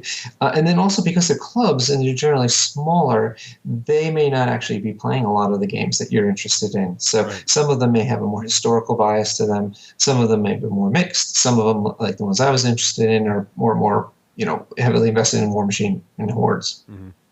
So did you find, so you just kind of, use the forums of your favorite game basically to find the local club you tried to sync up with and then go from there. And you mentioned it sounds like they are, like any club here, right? Some of them are focused, some of them aren't. Are most of them focused though? Pretty much, is it pretty much like a particular gaming club? A Warmachine club versus a GW club, or are there some crossover going on? I have to say they do, at least the ones I'm exposed to here in London, seem to do have a majority type game that most people are playing. And then you'll see people booking tables for other games, and maybe those are a little more frequent than you'd see in a regular store. But that might be because, I would only go to my store on Warmachine night, and so pretty much everybody's playing Warmachine. I don't go there on the other nights when there's probably other people playing other games there. Sure. With game clubs, because space is at such a premium, which is why these clubs form in the first place, they tend to have only one night that they play, sometimes two. And so you'll see people booking tables for all the sessions, for all types of different games, because they just need a place to play. That's the whole reason they're part of the club, really. Right. So you're saying booking tables, and you just told us they don't really use stores. So how does that all work? Where do they play? How do you book tables? How does that all work? Yeah, so this is the crazy part. Actually, it's kind of backwards, but it reminded me a lot about the founding fathers in America, really. Because you always hear when they were doing things back in those days, and it wasn't just the founding fathers, I think it was just the people at the time. If you wanted to do anything, if you wanted to meet your friends, or if you wanted to meet to talk about stuff, if you wanted a large crowd to gather, you generally had nowhere to do it because everybody's house was too small. Instead, you would meet at your pub. So basically, in most cases, these are the meeting places for these clubs are their local pub. They usually have a basement room that's kind of meant for functions. And so that's the room that they'll rent out, especially if they have like a little closet space where they can keep the tables and terrain and stuff like that. So there are a lot of them are in pubs, and because that's a natural gathering place. And then a lot of them are also in like serviceman type halls. So like American Legion type halls. I was in one which was like a rec center. This was more suburban area, so it was like a rec center, and so there was like handball courts there on the below, but then they had like a mezzanine part above that, and that's where they would play the war games. Wow, were they playing handball while you were playing war games? Yes, they were. Oh wow, interesting. Something to watch between games, right? And more or less, they had these glass plates that you could look down at the playing. Kind of nice. You get some exercise between rounds. That's kind of cool. That's true too. Yeah. Well, so that sounds to me like I think in America that would be a little strange for us because our hobby is so insular from general populace that if I imagine myself, playing at a bar or at Applebee's or something, I would get the craziest looks, right? So is gaming a more culturally accepted thing over there? So it's not so strange to see a bunch of guys in the basement of a pub or in the back room of a pub playing miniature games? I don't know. That's kind of interesting question.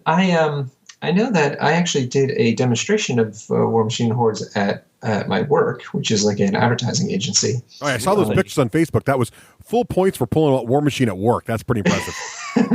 Yeah, it was there. I had pulled out a mat, one of those Zuzzy rubber mats, and there you go. And it was legitimate. I mean, we were basically trying to, right now the big buzzword in the advertising industry is trying to make gamification happen, which is adding gaming elements to our typical offerings.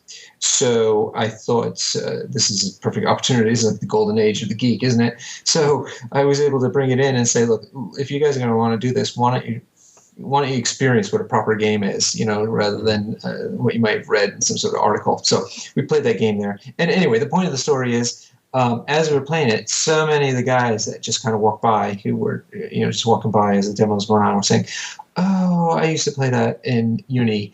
I used to always play that at the local Games Workshop store and stuff like that. So I wonder, with Games Workshop being so prevalent and having actual retail stores all over the place, that maybe it is a little more accepted. But I think for the most part, they probably see a little bit of everything in this country. And so it's not accepted so much. I mean, it's accepted, but it's not like really understood.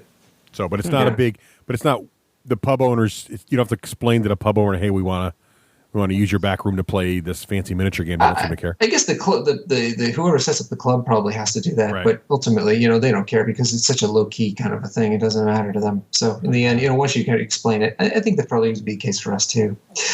So the one thing though I got to tell you guys is that everything though has to be a lot more pre-planned and organized than we're accustomed to. This goes for tournaments especially, but also just for local regular gaming every week. So once you go ahead and find a club that you're interested in, you have to, first of all, usually pay dues. Mm-hmm. So, and this is not because anybody's making money. They make a little bit of money, probably to use to buy terrain and stuff like that, but it's not for profit. But they need to pay for the space that in many cases. Right. So they have to rent that space, which means that clubs need to be viable entities. That means, they need to make sure that they have a certain number of members paying dues all the time, or else they're not going to be able to make that rent. So they have that worry that we don't really typically have. Mm-hmm. And then they have table fees. So you have to, first of all, go ahead and book the table, usually about a week in advance, up to like a day in advance. Up to a day in advance. But you have to book it because there's a limited number of tables to play on, and so they'll have a number of sessions. So you have to try to find who you want to play with and what game you want to play, and then book that table. Well. Yep. And then you go ahead and have to pay a fee because part of the way the structure works is not only the monthly fee, but also to collect whenever they play. So it's kind of nice in the sense that in the States we're always like trying to remember to support the store, support your store, because you generally get to play there for free, but you should be playing there, and it's always kind of to me anyway, I always felt strange. I never knew really, am I contributing enough? Am I not contributing enough? Here it's very clear. You need to pay this much to play this game. Right. So it's kind of like, it's just sort of like a country club fee, if you will, right? Except it's your own little gamer club to take care of all that stuff. Yeah, I guess so, yeah. That's interesting. Now, go ahead. Norbert, how I got a couple questions. First, how organized is it? Like, if you have to pay dues, then you've got people in charge of that, and is there a leadership, and how much control or organization is like top down, so to speak? Yeah, so there's at least in the experience I've had now, which is 2 different clubs. There's an organizing committee. So they have a president, vice president, secretary, and treasurer. And I think they need to have, in the UK is actually quite precise. The laws are quite precise about what you need to have to be a entity of some kind. Oh, really? Yeah, and in some cases they need that because if they want to open a bank account, they need to have those certain officers as part of it. Yeah. So they have those officers, and then they have, like I said, sometimes a bank account of some kind. And so, they control the system. And I think most of the time it's really kind of an autopilot for the most part. They basically make sure that, they negotiate with the pub and get that, the arrangements there done, make sure that somebody's collecting the money and then depositing it, things like that. So it's not like it's not like a club where like there's meetings and there's decisions and things like that. I think it's a little more low key than that, but clearly somebody has to be in charge of it. Right. That makes sense. And my other question was, another one. Wow. Just escaped me and went whoosh, right out of my head. I have plenty. Oh, so, I have no doubt, but I was trying to get a couple of mine in there. Well, you just keep working on them. Let me know when you got one ready. Yeah, I guess I can't really complain if I can't even think of it. So when you've got your place to play now, right? I got it. Go ahead. It was a more important question than my first one too. Norbert, how hard is it? Like in America, where it's very casual and there's no dues and things like that. So it's very much basically the responsibility of the person going into this new environment to kind of introduce himself, sort of like get a feel for what's going on. And for many people that can be very frustrating or very daunting if they're not really socially outgoing. What is that experience for you going into and with your accent, going into this more formal club organization? So you find the clubs on your forums, and then what do you do? What like transition from where you started, which was looking up these forums, trying to find these guys are meeting at a pub. Which pub? I mean, I've been over there a bunch of times. There's a bunch of pubs. How do you find out? I've never seen anybody playing war games in a pub, so I feel like I kind of got left out. But once you find these clubs, how is it like? What is that experience like for you to get involved with that club? Yeah. So, a couple of things. First of all, they all have their own forums because they need to organize these games, not to mention they just want to chit-chat. So you need to get onto those forums and introduce yourself. I mean, there's just no way around it. And then ask questions about, how to get there and, when's a good time. A lot of that information is usually on their website, but it's not bad to kind of verify that sort of a thing. And then, on the one hand, it's up for you. You're probably better off going there and rather than trying to get a game in straight away is, get down there and just hang out the first time or something like that. Get to know people, get to understand kind of, ask the questions you want to ask, try to figure out how it is all working out, and then plan on being there the next day. Because like I said, usually by the time you get there or involved, all the games are going to be booked for that day anyway. So that's one thing. But on the other hand, gamers, the hobby here is no different than in the States in that it's small. And so if any fresh meat comes through the door, everyone's quite happy about that. Nice. So you're not going to be, dismissed or anything like that. You're going to be quite welcomed there. And people will be quite busy because initially they need to make sure they get their games in. But after the games are over, people tend to linger quite a bit because, shockingly, you're in a pub and they serve alcohol there. How convenient.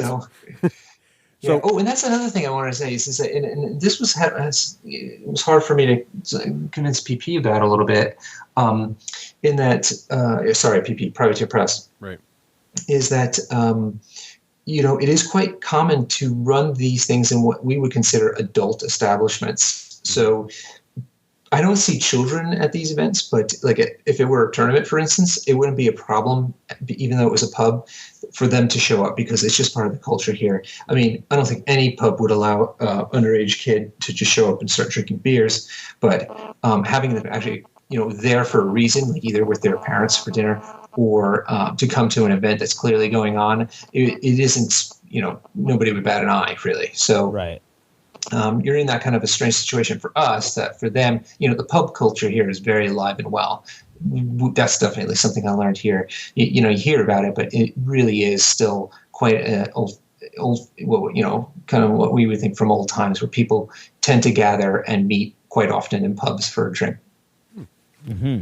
Cool. Yeah. So it is kind of cool. I think it's really interesting, actually, and I remember that from my time in Europe, that it's a very different culture around alcohol than we have here in the States. So I can see that definitely being different. Now, in terms of, so you got a place to play, you found your club. Yeah. Now something cool comes out like Colossals. So you got to go. Before we go into that, I do need to tell American audience about this. And everybody says everything in Europe is smaller, and it's very, very, very true.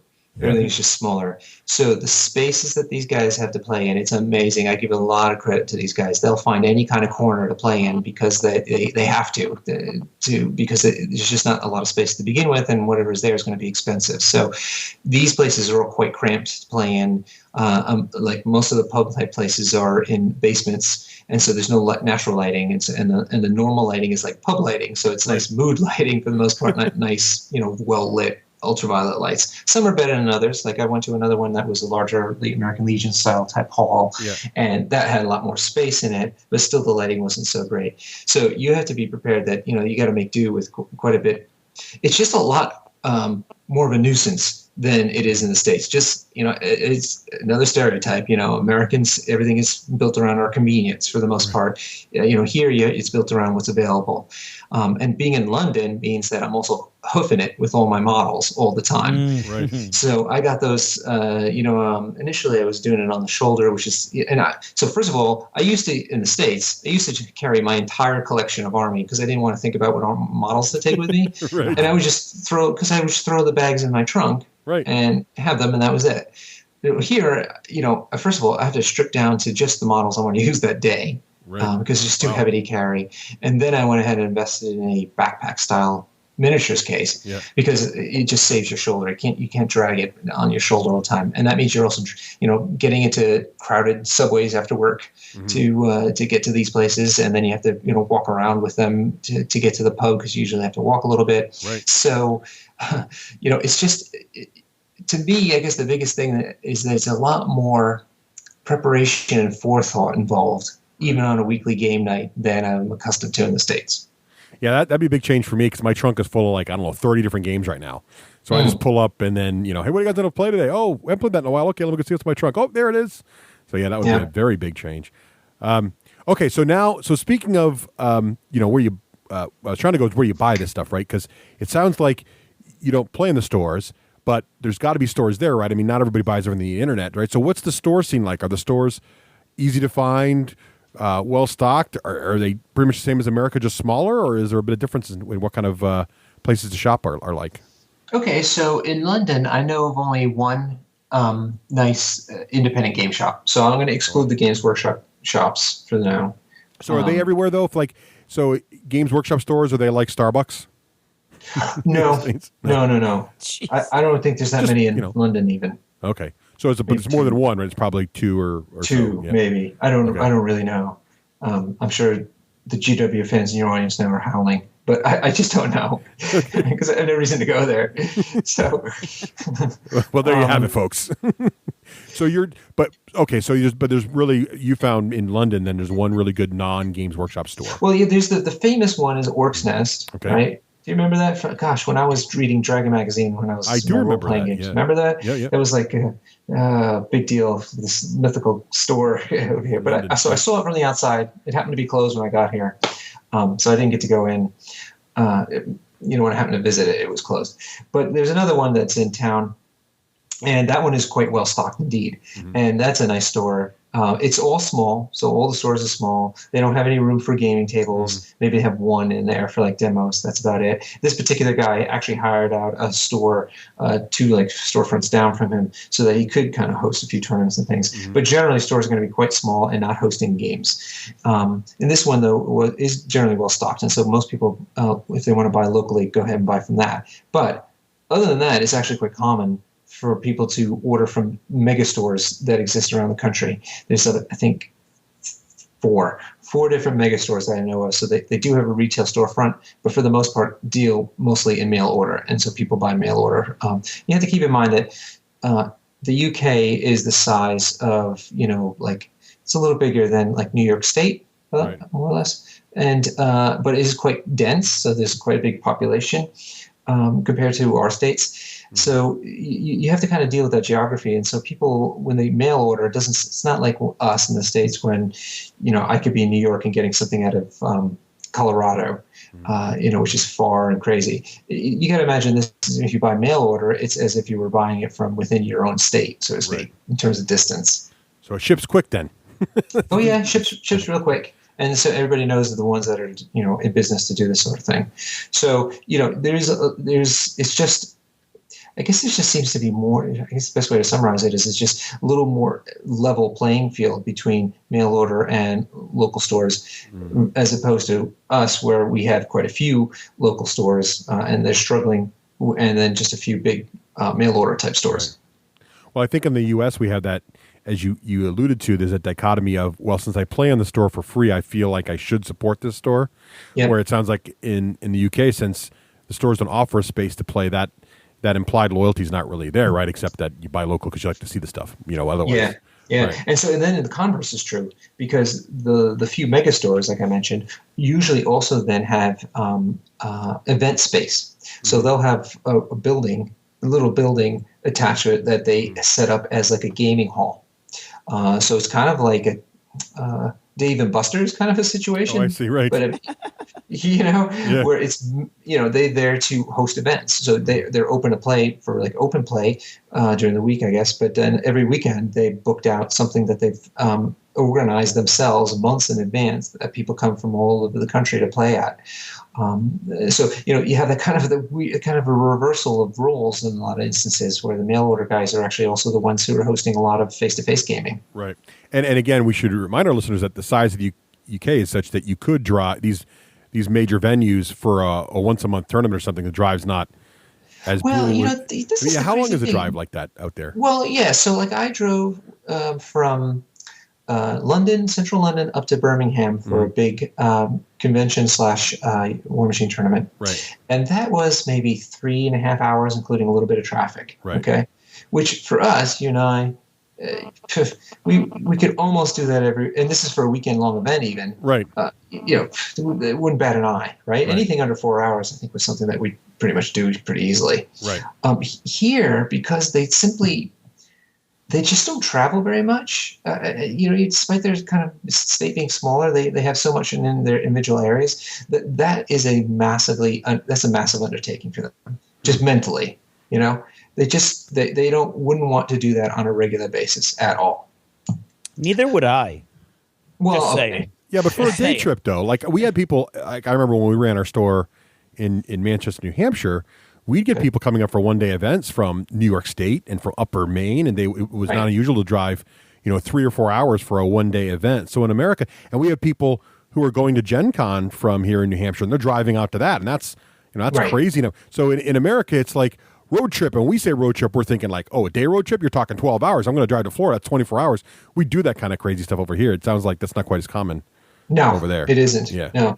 And, the gasoline is much more expensive. Again, so all that actually factors into their thinking a lot more than it does in the States. So, Norbert, when you went to this, when you went on this massive exodus to this big event, were you like the guy who had traveled the farthest? No. I mean, we fair distance because nothing is terribly far, but there were people from Scotland who had come. To it, and so that's a pretty long drive. In fact, most people would fly in those cases, and even take the train. So it is far enough from one end to the other that it isn't something even in the States we consider lightly. But to be honest, this is such a central location. Like I said, it was only 3.5 hours for us, and so that was no big deal to me. But everybody was making a big deal out of it. I gotcha. Well, so this is a great segue into competition, right? So you're going to these large events. So obviously it's a tournament. Now, one of the things we hear a lot here in the States, or I've always kind of assumed or been told, is that we here in America are much more competitive than the folks over in the UK. But I'm not sure I believe that, because I'm watching the Olympics and the Brits there in the crowd are cheering just as crazy hard as the Americans next to them. So I don't know if that's entirely true, but that seems to be sort of the gist I get. Is there any sort of difference in competition commitment or level or the style? How does the tournament feel over there as compared to America? Okay, I'm going to talk to you strictly from the point of view of the Warmachine Hordes kind of scene, okay? But at the same time, I have to tell you that that scene has been inherited from Warhammer Fantasy. Right. Okay. Warhammer Fantasy is far, far bigger here than 40K, which is kind of the opposite in the States, right. I think. Yeah.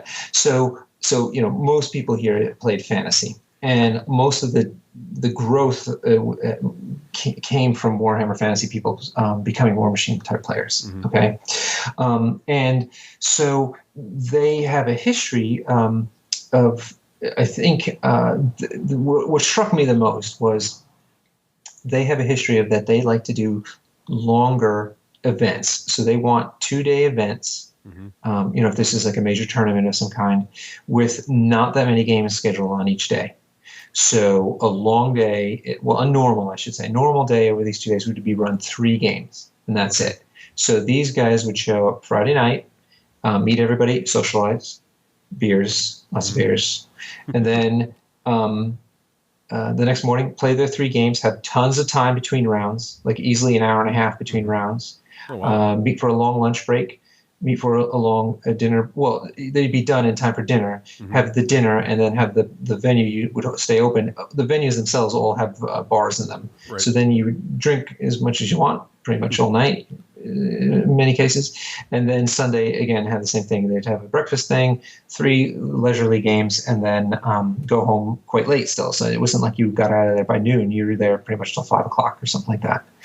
So, to me, and I'm a little crazy in terms of like when I go to conventions, even in the States, like Gen Con, stuff like that, I like to be really active. I like to play as many games as I can since I'm out there. Mm-hmm. For them, I would say even easily 50% of the time has been devoted to socializing as it is to gaming. Mm-hmm. Okay, that is changing, at least for Warmachine and Hordes, quite a bit to become a little bit more in the American model. Mm-hmm. And I have a lot to say about that, but let me pause here just to hear your comment on that.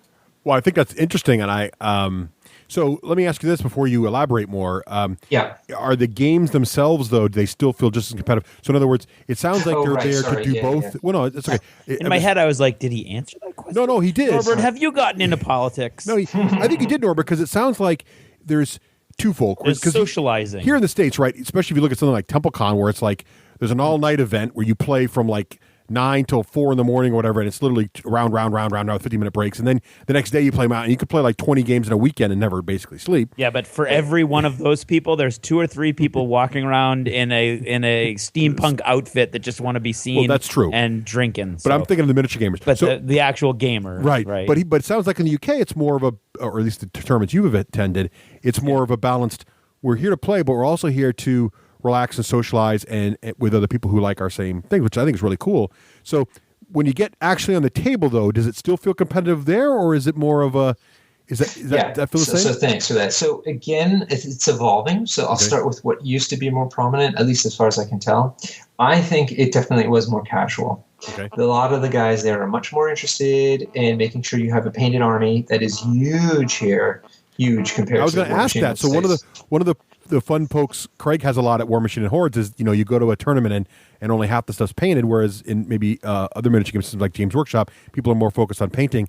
Do you find in the UK, because of the inheritance from Warhammer, more things are painted for Warmachine also? Yes, absolutely, 100%. And that goes for Europeans in general, I think. They are quite insistent. In fact, somebody said he would feel insulted if he showed up to a game and his opponent did not have a painted army in front of him because of the time and expense it goes through. So when you're trying to scout out a new club, don't go with your unpainted stuff, apparently, right? Well, yeah. And most of the big tournaments and things like where you would travel, they actually specify painting. But again, that's changing now. Mm-hmm. So yeah, there's a lot more emphasis on painting, a lot more emphasis on making sure that there's this good sportsmanship conduct there, and that you have just a laugh, that they're there to throw some dice around. Some guys, of course, are there, I think, to be more competitive. But and I don't think the States is that terribly different. I would just say that the emphasis is slightly weighted more on being more casual. At least that's what it was. Right. Craig, And having fun. Yeah, having fun. Always having fun. I mean, that's what they're there for, is to meet with their friends and things like that. But you mentioned wanting to elaborate a little bit on the differences. Yeah, so I mean, I think things are changing here. There's a lot of press gangers here who have seen they've been to the States, they visited it, they've experienced it, and they really like that whole different way, the more machine-oriented type of approach to play. So less fun, less painting, less sportsmanship. That's the kind of changes that Privateer Press is bringing to the UK. I just want to clarify. Wow, no hate. No hate. I'm still stinging from that guy down in that store that doesn't even exist anymore. Oh dear. I think I've been on a very short Warhammer podcast here with a guy who's kind of crossing over a little bit, and he kindly had me on this a short episode. And the way I've characterized it is just Warmachine and Hordes just offers an entirely different gaming experience. And I think people make the mistake when they see it, like, oh, it has toy soldiers, just like my toy soldiers, I should expect it to play the same and get the same out of it. And it's just different. And so, I think once people understand that and appreciate it, then they enjoy that kind of fun.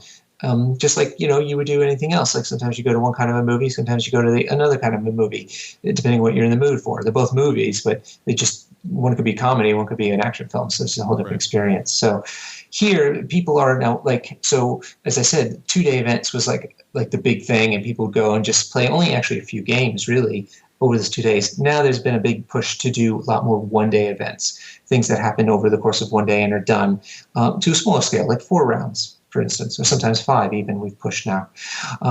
They're also trying to push to have more formal tournaments that are more organized along the Privateer Press model. So Privateer Press offers a organized play set of rules called Steamroller that's really more competitively oriented, very, very well defined and rigorous and meant to be they have different types of master type championship type formats that they promote.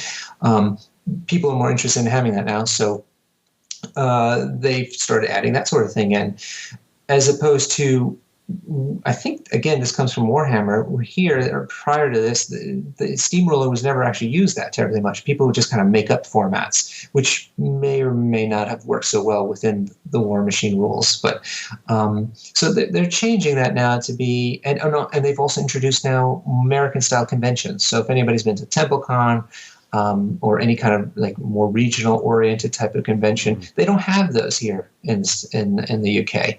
And I actually was very privileged to be at the first one that kind of kicked off here in February, where you have 3 days of just games over the course of 3 games, where you just have games all the time there. So I think it's evolving. It's becoming not American entirely, but it's kind of a nice meld where they're taking some of the elements from America and combining it with what they've always had in the UK. Well, that makes sense. And I think it's interesting that some of that play style is coming across. That's really fascinating. And speaking of that, and speaking of the differences in play styles, have you been able, you mentioned that you felt, where you could see that Games Workshop was extremely popular over there, obviously, because that's the home country. Do you feel like there's different styles of games that are more popular there? Was it harder to find a Warmachine group than it was in the U.S., or do you get a feel for the same?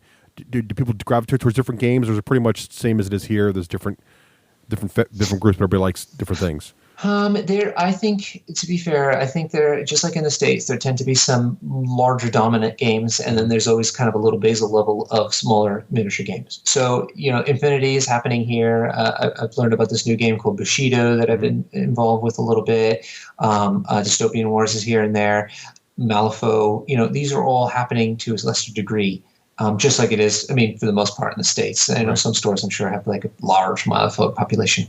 They get hotter and cold. But, as usual, the big ones are dominated by Wars and Machine and Hordes, and still fantasy is quite popular here. I'm not sure about 40K, but, so it is a little bit like that in the States, where there tends to be kind of people gravitate to one bigger system. Cool. And so the club that you belong to, does it do only Warmachine and Hordes, or are there other games being played, like you say, around the periphery, so to speak? Yeah, so like to give you an idea, on any given week, you could easily, especially before a big tournament, 100% of the tables, and I'm talking only about 6 to 8 tables per session, are all Warmachine and Hordes. Now that the big season is over with, I see maybe 2 tables tops per session. No, per night rather, so not even per session. That is filled with other games, like it's been Infinity a little bit and some Bushido. Cool. So it's not a lot. It's not a lot. You can find it though, and that's the place to meet and try to get people involved. Is try to get, they'll arrange special nights sometimes just by osmosis. Like, so people say, hey, let's try to make Thursday an Infinity night. And there's been an Infinity slow grow league in there too, but it hasn't really taken off. So yeah, I think that's pretty much just like it is in the States. Yeah, it's hard to get the new games in there, but it's cool to see it's the same sort of thing. You just try to, some brave souls like, I got a new game I want to push, and they get it in there and someone tries it out and see if it sticks, right? Yeah, it's just harder because everything is more isolated rather than like one store where everybody kind of wanders in and out whenever they like. Because everything is more isolated and more rigorously scheduled, I think it's a lot harder. Yeah. So we're running out of time, Norbert. I want to thank you again for sharing your experiences. But one last question here. Have you found that, whenever you move to a new location, especially a new country, obviously it's hard to get to know people and move and get to make new friends. Have you found that being a gamer has actually helped you in that respect? Absolutely. I'm so glad you mentioned that, actually. I have never appreciated my hobby more than during this move because I immediately had a group of people that I kind of knew. Essentially, I know, the kind of person they are, and we had a shared interest, and they were very happy to talk to me and be interested in what I was doing, and I was very interested in what they were doing, and I had a reason now to go to places, and I've made friends and through that, and now we've socialized outside of the gaming environment, just as you normally do, but instantly, despite being alone, my wife and I, in a big city, I've already, we've been on a number of different social events and met people. It's a benefit I think we forget about a lot because just we're so lucky to have it like on a regular basis. And sometimes, unfortunately, gamers can sometimes be a little fractious in their, the way they deal with one another, which is I find always a shame. And we shouldn't do that. We should, I think it's a resource that we just have taken for granted, and it's only when you kind of put it into a different context that you see just how valuable it is and how lucky we are to have this hobby tying us together. I think that's a great point, Norbert. I think the thing, excellent point. We've been sort of pointing out the differences here, but I think the big takeaway is how much is the same, right? And what's awesome about the fact that we can, a group of Americans here can write this little podcast and talk about games every couple of weeks, and yet we have a lot of great listeners in the UK who write in and talk about how what we do relates to them and vice versa. And I think it's fantastic that that gaming is really a way for everybody to get to meet new people across the world. And Norbert, thanks you for sharing that your great experiences over there. Oh, my pleasure, guys. It's been really a crazy ride, and it's kind of nice sharing it back to you guys since our history has been going back for so long. So it's been really great. Thanks very much for having me on. No problem. We gave you a recall order, but it seems to have been negated. So I guess you're staying. Oh boy. Nice.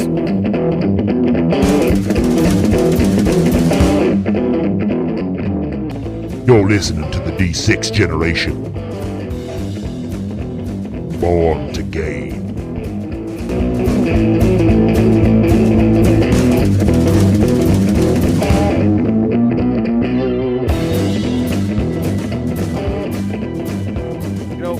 Our friends at Game Salute, they do a lot of interesting things. And one of the things they do that's I think is really one of the most interesting things is this whole select store thing. So they got a store locator at GameStoreLocator.com, or if you go to GameSalute.com and just click the store locator, you can see all of the great stores that are involved in the Select Store program, which is just a great way to list your store there and to Game Salute vets the store, make sure they're cool. They got a nice place, good product, good selection. And if you want your store to be listed there, just let your store owner know, hey, check out GameSalute.com and get in contact with Dan and the folks over there, and they'll make sure they get you hooked up. Also, Craig, have you been following all the news at GameSalute.com? It's getting crazy over there on their news site now. Oh, well, you know why? Why is that? Well, they got Tom Vassell over there doing their news. That's right. I totally forgot. And now it's really nice because you go over there and check it out. It's like, it's just great information, even if you're not, that's the thing with GameSalute. They support the stores. They support the distributors with their Springboard program. They support game manufacturers. And now they support us gamers as well. If you want the latest news, It's crazy. just head over to GameSleuth.com. It's all It's there. funny because the man is a magnate. He Look is up the word. He's a magnate. He is. It's just a picture of Dan. We look it up. It's all it is. It's true. It's a magnate. You just see a picture of Dan. It's funny because we're like, he owns the local store and he's concerned about the fact that there's no Diet Coke. And then all of a sudden you sit down with him and he's talking about these distribution problems and 15 million of this and 13,000 of that. And you're like, holy crap, who is this guy? He's the man. So check That's out all GameSalutes.com. This is Total Fangirl.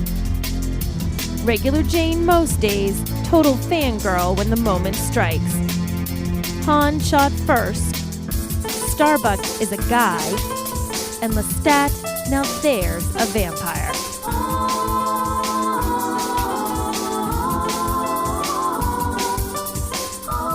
Hello everyone, this is Nicole, your Total Fangirl. You can find me on Twitter at Nicole Wakelin and check out my blog, TotalFangirl.com. This week's shout out, check out Team Cranky at extralife.org. They've got a great team going and even gone international with Ben Curry from the Bad Dice podcast. So go join up today, Gaming for Kids, what could be better? I think gaming in general is kind of cool. I'm actually getting really excited because in 2 days from when I am recording this, we are all heading to the best 4 days in gaming, Gen Con. I'm really excited to go. I'm actually going to be on 2 different panels if you guys want to come say hi. Of course, I'll be at the D6 Generations Play by Mob that they're going to have on Friday at noon, but I'll also be in the Women and Gaming panel on Friday at 4 o'clock if you want to come by and see me there. I love meeting people from the show. It's always fun, so come up and say hello if you're there. This week, I'm actually going to talk about a game that Russ and I just got to play that I know a lot of you are having arrive on your doorsteps this very moment. And some of you have told me that you're very sad because it's arriving on your doorstep and you're already on an airplane somewhere or in a car somewhere in transit to Indianapolis. That game is Zombicide. It was a Kickstarter that was successfully funded way beyond what they needed to make it work. And we got our copy on Friday. And we have played it a couple of times. Our friends have played it with us a couple of times, and I think I'm playing it again tonight. It is absolutely my new most favoriteest game. First of all, because it has zombies, and secondly, because it's a darn fun game. Like, people have been asking how it compares to Last Night on Earth, and it's far better. It's a lot more intricate because you have these zombies that aren't just zombies. There's 4 different kinds. There's walkers, runners, abominations, and fatties. They have different rules, or some of them only take 1 roll of die, and you get certain lower numbers, and you can kill them. They get tougher as they go. You have to have weapons that can do 2 damage or 3 damage to kill them, and it's a lot of fun. And it's a co-op game, so you really have to work with other people. And the best part is you always end up having to let somebody die. Somebody's going to be left behind. And they're going to take one for the team so that the rest of you can run out the other side of the building as the zombies run in the front door and take out your compatriots. It's really a lot of fun. And I think the best part of the whole thing, though, is the fluff. If you haven't checked it out, if you go to Guillotine Games, they've got a whole big thing, or you can look up the Kickstarter information, of course, is still there, and it has the videos and everything. I wrote up a big review of it today on my blog, TotalFangirl.com, because I had so much fun playing the game, and everybody was asking about it. My review is the game rocks. It's awesome. But the fluff, in particular, 2 characters that I just absolutely loved. There's a cop. His name is Phil. He wears a brown outfit, even, and it's like a policeman's uniform, even though, of course, nobody really cares that he's a cop because there is no law and order in the zombie apocalypse. And he's quite clearly Rick Grimes from The Walking Dead. And I love it because that's who I think of every time. I'm like, let's move Rick around the board. And then because we pledged at the abomination level, we got some extra survivors. And one of those survivors, he's called Dave the Geek. He actually has a lightsaber, like a plastic one that's purple, that's affixed to his little belt in the picture on his little card, which is awesome. And he has a shirt, a red shirt with a mathematical formula on the front of it, and he looks just like Sheldon Cooper. So I think of him as Sheldon. I'm thinking I might actually replace their names. I might turn Phil's name into Rick on his cards, and I might turn Dave's name into Sheldon on his cards. It's a ridiculous amount of fun to play. I know it's eventually coming to retail. and I can't recommend it enough. It is a really fun game. It's a fun co-op game. It's easy to learn. It's easy to teach to other people. And if you are at all remotely interested in zombies, like if you're a fan of The Walking Dead, this is going to be one of your favorite zombie games ever. So definitely go and check that out. And now I got to, go finish packing. I have this whole Gen Con thing and buttons and business cards and swag to hand out and things to plan and people to meet. And like I said, if you're at Gen Con, 4 o'clock Friday, I have a women in gaming panel, and at noon on Friday I'll be at the D6G's Play by Mob. Come say hello. I know the D6G is sold out, but you never know who might not show up, so maybe you can just squeak in and stand in the corners. So I hope we get to see you guys, and take care. Bye.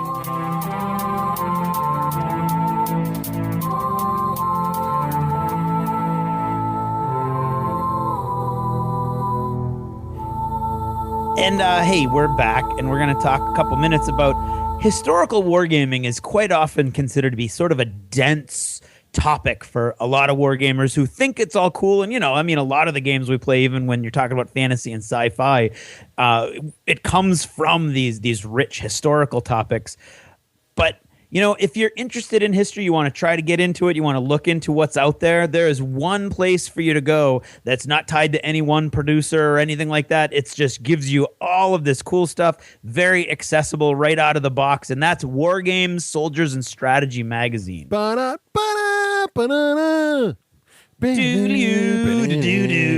that, of course, is Russ using the 007 theme because he's such a big fan of the Queen and the Olympics. Indeed, and also of spies and secret agents. And if you are a fan of those things, you want to check out issue number 62, the brand newest issue of War Games, Soldiers, and Strategy magazine, which indeed features spies and special agents. Absolutely. You're looking at all kinds of again, of course, each issue of War Games, Soldiers, and Strategy has a theme, and that theme makes up the bulk of not everything. I mean, there's all kinds of other cool stuff too, but the bulk of that issue, and this issue is all kinds of cool special forces stuff and espionage and spies and things like that. Oh, it's awesome. They got the little miniature boats full of like little scuba divers out here, and it's awesome. It's like right out of a Bond film. It's fantastic, all miniaturized. And that's the thing about this magazine I love so much is that even though I don't play any games with spies and secret agents, but these miniatures and the paint jobs here, you can totally respect the effort and time that goes in, and you really just get into the imagery. It's just fantastic, and it gets you all excited to try something new, like Spies and Secret Agents, this miniature game. That's just awesome. Very, very cool. Absolutely. So, and by the way, if you head over to their website, wssmagazine.com, and you do decide to subscribe or order anything, make sure you put in the D6G code and get 15% off of your order. Absolutely. Everything in your order. Ooh. That's www.wssmagazine.com.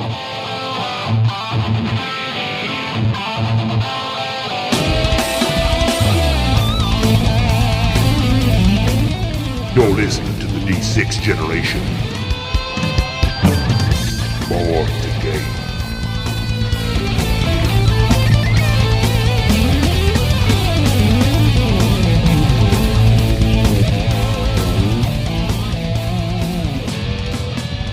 Hey, welcome back. And so, of course, over the course of these many years, we've talked about miniature games and how they keep themselves vibrant and alive and active, and of course, fresh. Exactly, exciting. They keep it fresh. Woo. They rejuvenate themselves, and one of the ways is through various supplements. So what we thought we would do is look at a couple different supplements that have just come out. So we're going to look at Colossals from Warmachine, and we're going to look at campaign book Zverograd. Could they make that name a little longer? That name needs to be a little longer. That's my only critique, really. Campaign book Zverograd? Yeah, the name's too short and easy to spell. Zverograd. Yeah, they need to work on that. Yeah, wow. Yeah. Okay. Yeah. If you're Russian and you have emails, you can email Russ at. And then Russ, oddly enough, decided he wanted to talk about a computer program, which is good. So it'll be interesting. And so why don't we start with our guest? Right, guest Norbert. first. Norbert, why don't you tell us about the Colossals book and what you think? Alrighty. So this book just came out about a month ago or something like that. And generally speaking, if you know anything about the way Warmachine and Hordes works, is they pretty much put out a book for each game, Warmachine and then Hordes, each year. And so this summer, Colossals came out, which is the big expansion for Warmachine. And you may also know, as their habit is that when they put out a book, they put out new models for each one of the factions that are already in the game. So right now, Warmachine has an extra faction than Hordes. So they put out rules for 6 different factions. 6 factions, right? Yeah, it's huge. Wow, yeah. It's getting big. It's getting a big game now. And they also added a little bonus for a change, which is different in that they added a bunch of rules in it called Unbound, which makes it easier for you to run very large games for Warmachine. Right. If you're a 40K player, this is sort of the equivalent of Apocalypse, right, Craig? It's like the super large mega battles. Although what it actually does is bring it to 40K numbers. Right, yes. As opposed to bring it to ludicrous numbers, which is what Apocalypse does. Right. Yeah. So so in the book you get, as usual, it's available in either hardcover or softcover. It's all full color, very, very beautiful, and in fact, they had so much room in this book that there are some spreads in there that you just won't believe. Oh, yeah, the pictures are awesome. I'm looking at mine right now. It's just a fantastic, fantastic looking book. Oh, yeah. I mean, everybody who's into Warmachine has seen the Conquest one, which is for their Russian-themed faction. Yeah. And it's nice because it's a usually you see a model kind of posing heroically, or you see a model in battle doing something. I like that the Kador one because it takes a different angle from most kind of gaming art, in that it shows the model in a military style parade going past the Empress. And it's just so cool because you see all the different other models there at the same time, all in this fancy military formation, and this thing is just stomping behind them. Yeah. So really beautiful art again, as usual. Cost of this book, $45 for the hardcover and $35 for the softcover, which I think has been their standard for quite some time now. Yep. Yeah. So what's new in the book, Norbert? What's the hotness in this book? Well, that's the big deal. So this book, a little controversial actually, because mostly each book has come out usually with a Warcaster or 2, which is the main piece in your army, and then it'll have some Warjacks, and it'll have some units and some solos. This time around, they decided to just stick with giving each faction a new Warcaster, but also giving them, and I think this is why they toned the book down, is an entirely new type of model to play with in the game. So whereas before the biggest model base was a 50 millimeter base, now they're going up to a model type that's called Huge, and its base is 120 millimeters, which is essentially the size of a CD player. Now, but wasn't that was introduced in the last book, though, with Battle Engines, right? I mean, that size of model was, right? True enough. That is a good point. So the same size model base, but this is a model that is just, so they basically are taking, you can see the evolution now that if you look back. So they went to a bigger base for those battle engines, and those were bigger resin type models than we're accustomed to. Now they've added even bigger resin models that are meant to be very supersized Warjacks. Yeah, they are the Warmachine equivalent of the Titans for 40K. They are very, very large. Probably 3 times the height of a regular Warjack? Is that about right? Yeah, I mean, by volume. But that makes it sound small because it's actually so much. You're right. The volume is so huge that they really dwarf everything else on the table and really add they're quite a centerpiece model for your army. They look really cool, and they're very, very large and very detailed and intricate. Yeah, so I mean, this is a whole new era. This book really opens up an entire new era to the game because you're getting these showpiece models. So from a modeling perspective, it's a whole new era. But also just from the point of view of the rules themselves, they've added. What's nice about it is it's an edition that is quite different because these things just do so much more than a regular Warjack, but they're still classified as Warjacks. So all the rules that pertain to Warjacks still apply to these monstrosities. So yeah. Very interesting way to integrate them into the game because you get a lot of new stuff, but you get quite a bit of old interactions as well. Yeah, that was something that surprised me actually when I was looking at War Room, because I was scrolling through the models in War Room and they're all sorted by category. And I said, I didn't see the Colossal category. I was like, oh, they didn't make the Colossals in the War Room. And then I remembered, oh, they're technically Warjacks in there. They were, sure enough. But I was surprised about that too, that they're actually not, it's not like Battle Engines where they're their own model type. Colossals really are just a really big Warjack. Yeah, and so you'd think like, oh boy, here goes the power creep, right? This is a classic example of it. But I actually ran one of the largest Warmachine tournaments here in the UK about a month ago. It was the Maelstrom ETC, European Team Championship. We had 216 players there in these teams. And the Stormwall, the first Colossal, just came out. And so as kind of gamers are, a lot of people wanted to bring not only one, but you can have up to two in your army. So there was at least, I don't know, maybe eight or nine different guys who had double Stormwall lists with them. It was great. It was really awesome. And so people were flipping out because, this, was geared for this. Nobody can handle this sort of thing. And the players who brought them actually were quite good players. So they did well, but they did not overwhelm the event. And I thought that is just a perfect testimony to the kind of balance that Privateer Press puts a lot of effort into maintaining, because you had a huge event at a pretty competitive event. Lots of different lists there, and they were good pieces, but they were not overwhelming dominant pieces. Nice. So that's perfect, right? That's great, yeah. And I found that when I did when the battle engines came out, I got all excited. I got my battle engine, and I've lost my battle engine has died many a time, and I've lost many a game to opponents with no battle engines in their list, and nothing in particular there. They just know how to fight and know what to do to deal with it. So it's really, but again, I think, Norbert, you made a good point, which is it's a new era, not in just, hey, there's a new giant model with new rule sets, and also there's this new bigger game size you can play in a reasonable amount of time, but also it's a new era in modeling because these models are so much bigger. And so if you're a Warmachine guy and you've always kind of looked longingly at some of the massive models that other companies produce, now you've got an option as well for your favorite game, right? Yeah, and they're really posable because of the resin manufacturing process that they use. Really kind of fun models to put together, and really striking ones, like you were saying.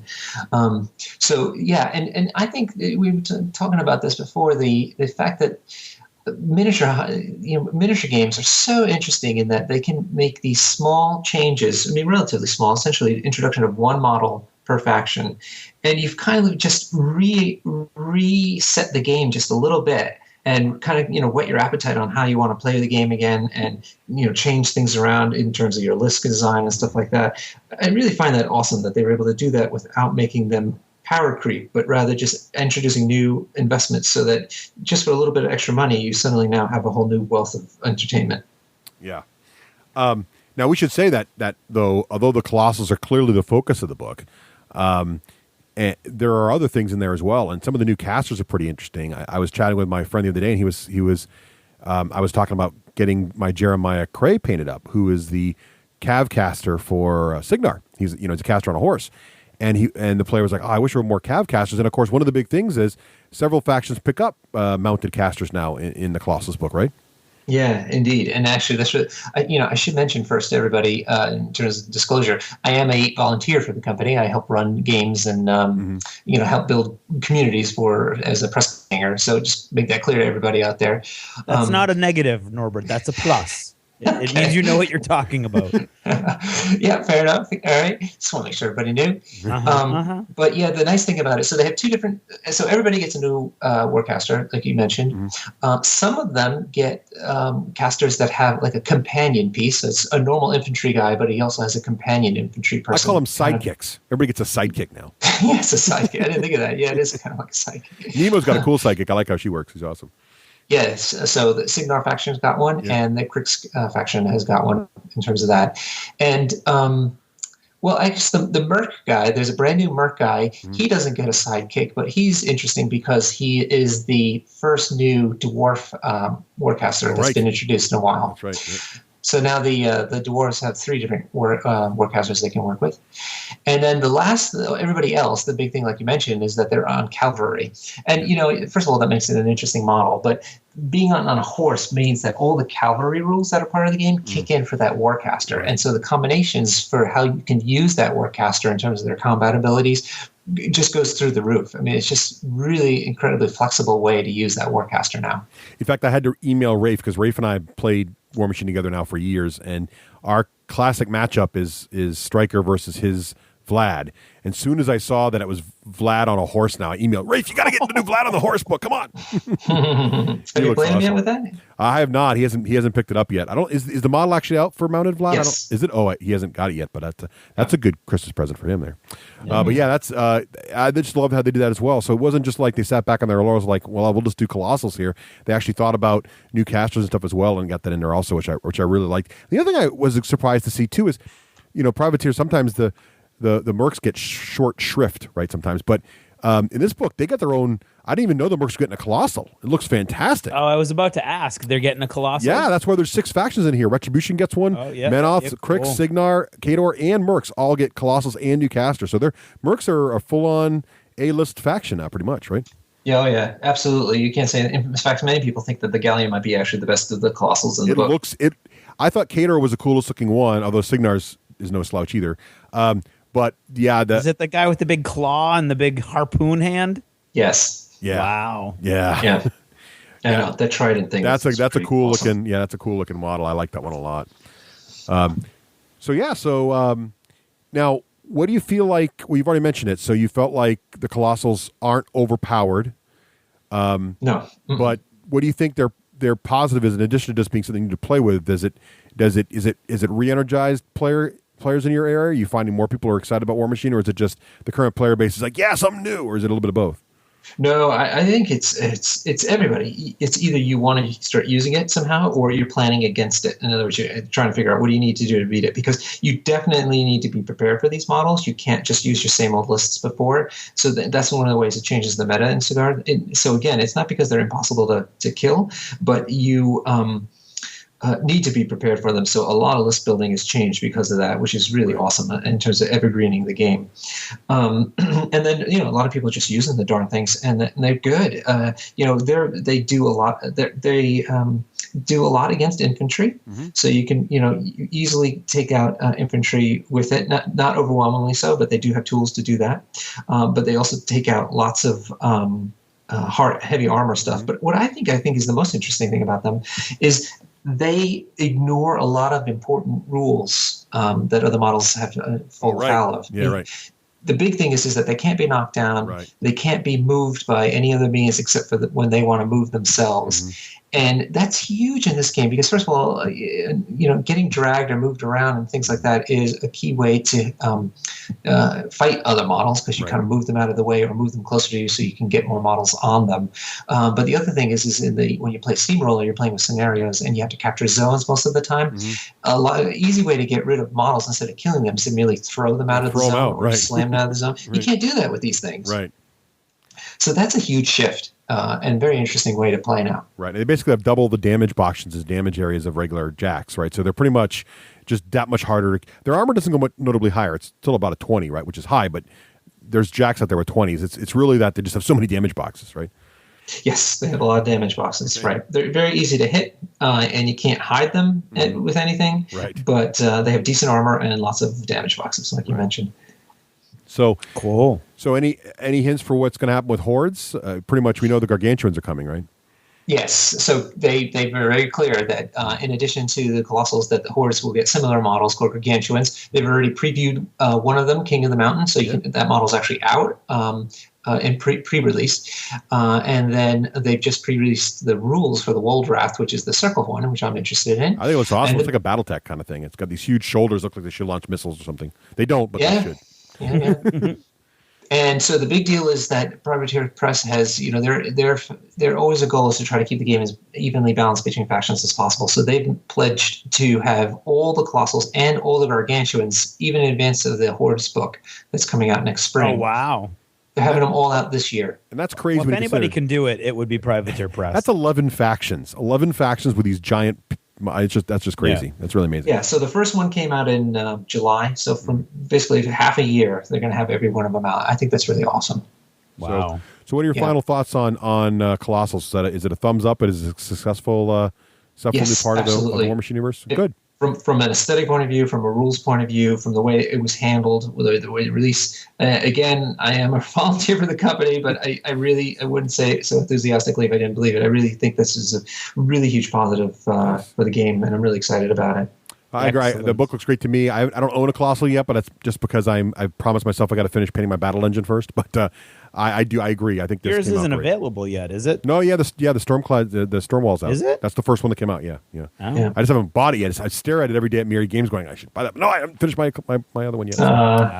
So one last thing is there's been, because they had a thinner book in terms of model releases, they had the same page count though, so they filled it all up with tons of fiction this time right. around. There's lots of reading in there, right?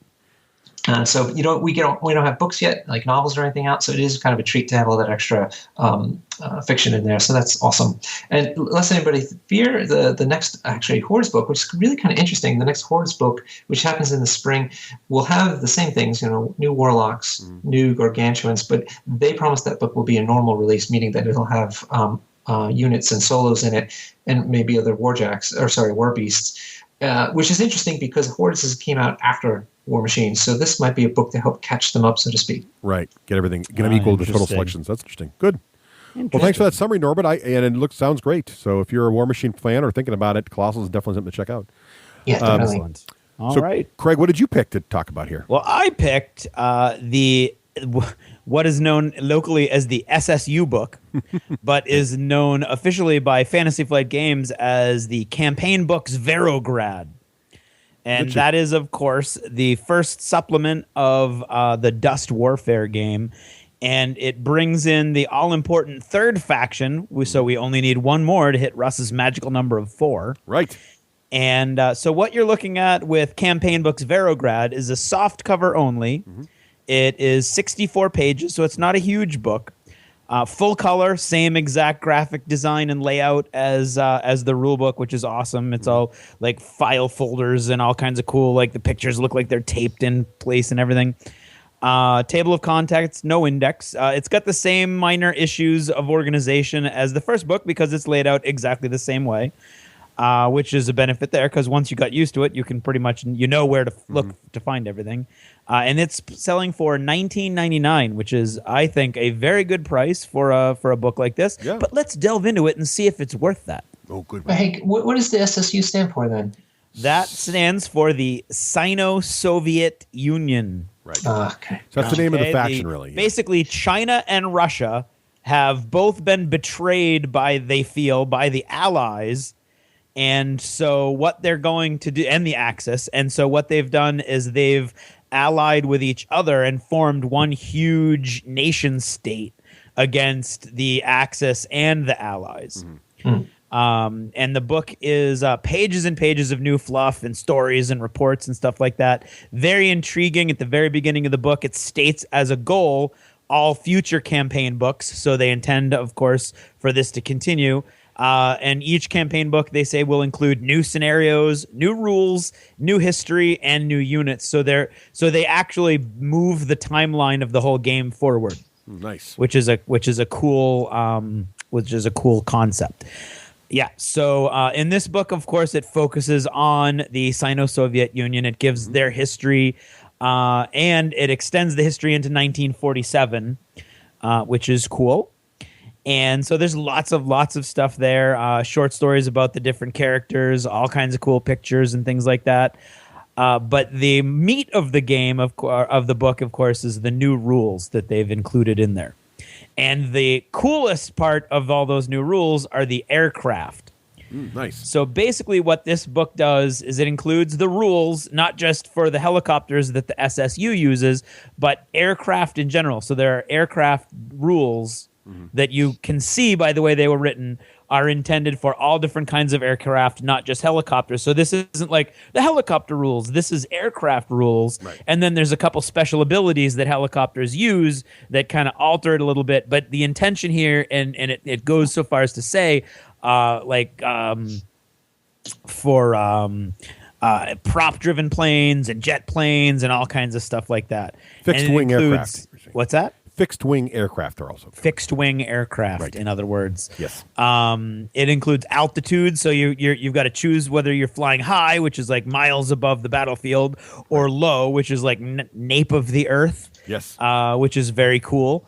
Compulsory moves, so that's one way that they're not as as maneuverable, of course, as guys on the ground. So they have to go straight ahead their movement rate before they can even do anything else.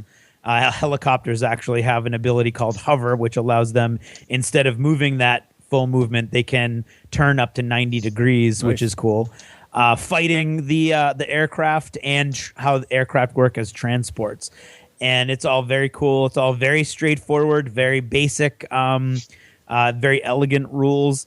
The one thing that caused us problems when I played with Jeremy, and I'm still not 100% convinced this part makes sense, is that when it's flying high, only anti-aircraft weapons can attack aircraft. Okay. That makes sense to me. Right. But when it's flying low, it suddenly becomes a regular vehicle of the class that it is an aircraft. So if it's an aircraft 2, which is all of the helicopters for the SSU, if it's flying low, all of a sudden it's not an aircraft anymore. It's a regular vehicle 2. Oh, it makes it really easy to kill. Which makes it easier to kill, but most anti-aircraft weapons are less effective against vehicle 2 than they are against aircraft 2. Yeah, but maybe it's like a nap of the earth thing where it's too low for the ACAT guns, but now your small arms fire from infantry can get it. Okay. See, there you go. There's fluff for everything, baby. Yeah, that's what Jeremy tried to sell to. And Jeremy read me. It didn't make sense to me, especially when you've got your giant anti-aircraft model and it's right in front of the helicopter and the helicopter is sitting right in front of it, and all of a sudden you're losing dice because it just dumped an entire unit of SSU anti-tank guys right in front of you, and it's trying to kill your walker. Yeah, but Vehicle 2 feels easy to kill, right? I mean, Vehicle 2, you can drop with just about anything in the game. You can unless you have mostly anti-aircraft because you knew you were facing SSU. Someone hasn't played against aircraft much, though, apparently. That's cool. That's exactly. Neat, that's neat. And so I was like, no, Jeremy, you got to read that. And Jeremy read it, and I misunderstood what he was saying. And so I was like, oh, no, it's either. It says there that like it's transferable. So I can shoot either way, which is not the case, actually. So is the rule fuzzy or no? I reread it. The rule's not fuzzy. It's abilities that work against vehicles also work against aircraft. Right. So that's where it's transferable. So, for instance, Penetrator, which is the rules state it works against vehicles, that ability also works against aircraft. Oh. So it is, in fact, the case that your anti-aircraft weapons are less effective. Most of them. Some of them are the same, but most of them are less effective when it's right in front of you at ground level. Right. So that's one thing to keep in mind. It's got new special abilities in the book, which is one of them is air cav, which is awesome because basically when a helicopter is carrying guys, you cannot disembark from the helicopter if the helicopter's already moved at all that turn. Oh, right. So you have to get off. You can't like jump on top of the enemy and jump out of the helicopter unless you have air cav. When you have air cav, that helicopter can conceivably move 36 inches, and I know, I've seen it, and dump guys out who have their action still. Wow. And you're looking at that going, well, that's going to suck. And it did. But yeah, so air cav, airlift, obviously. They have helicopters that can actually lift their mechs.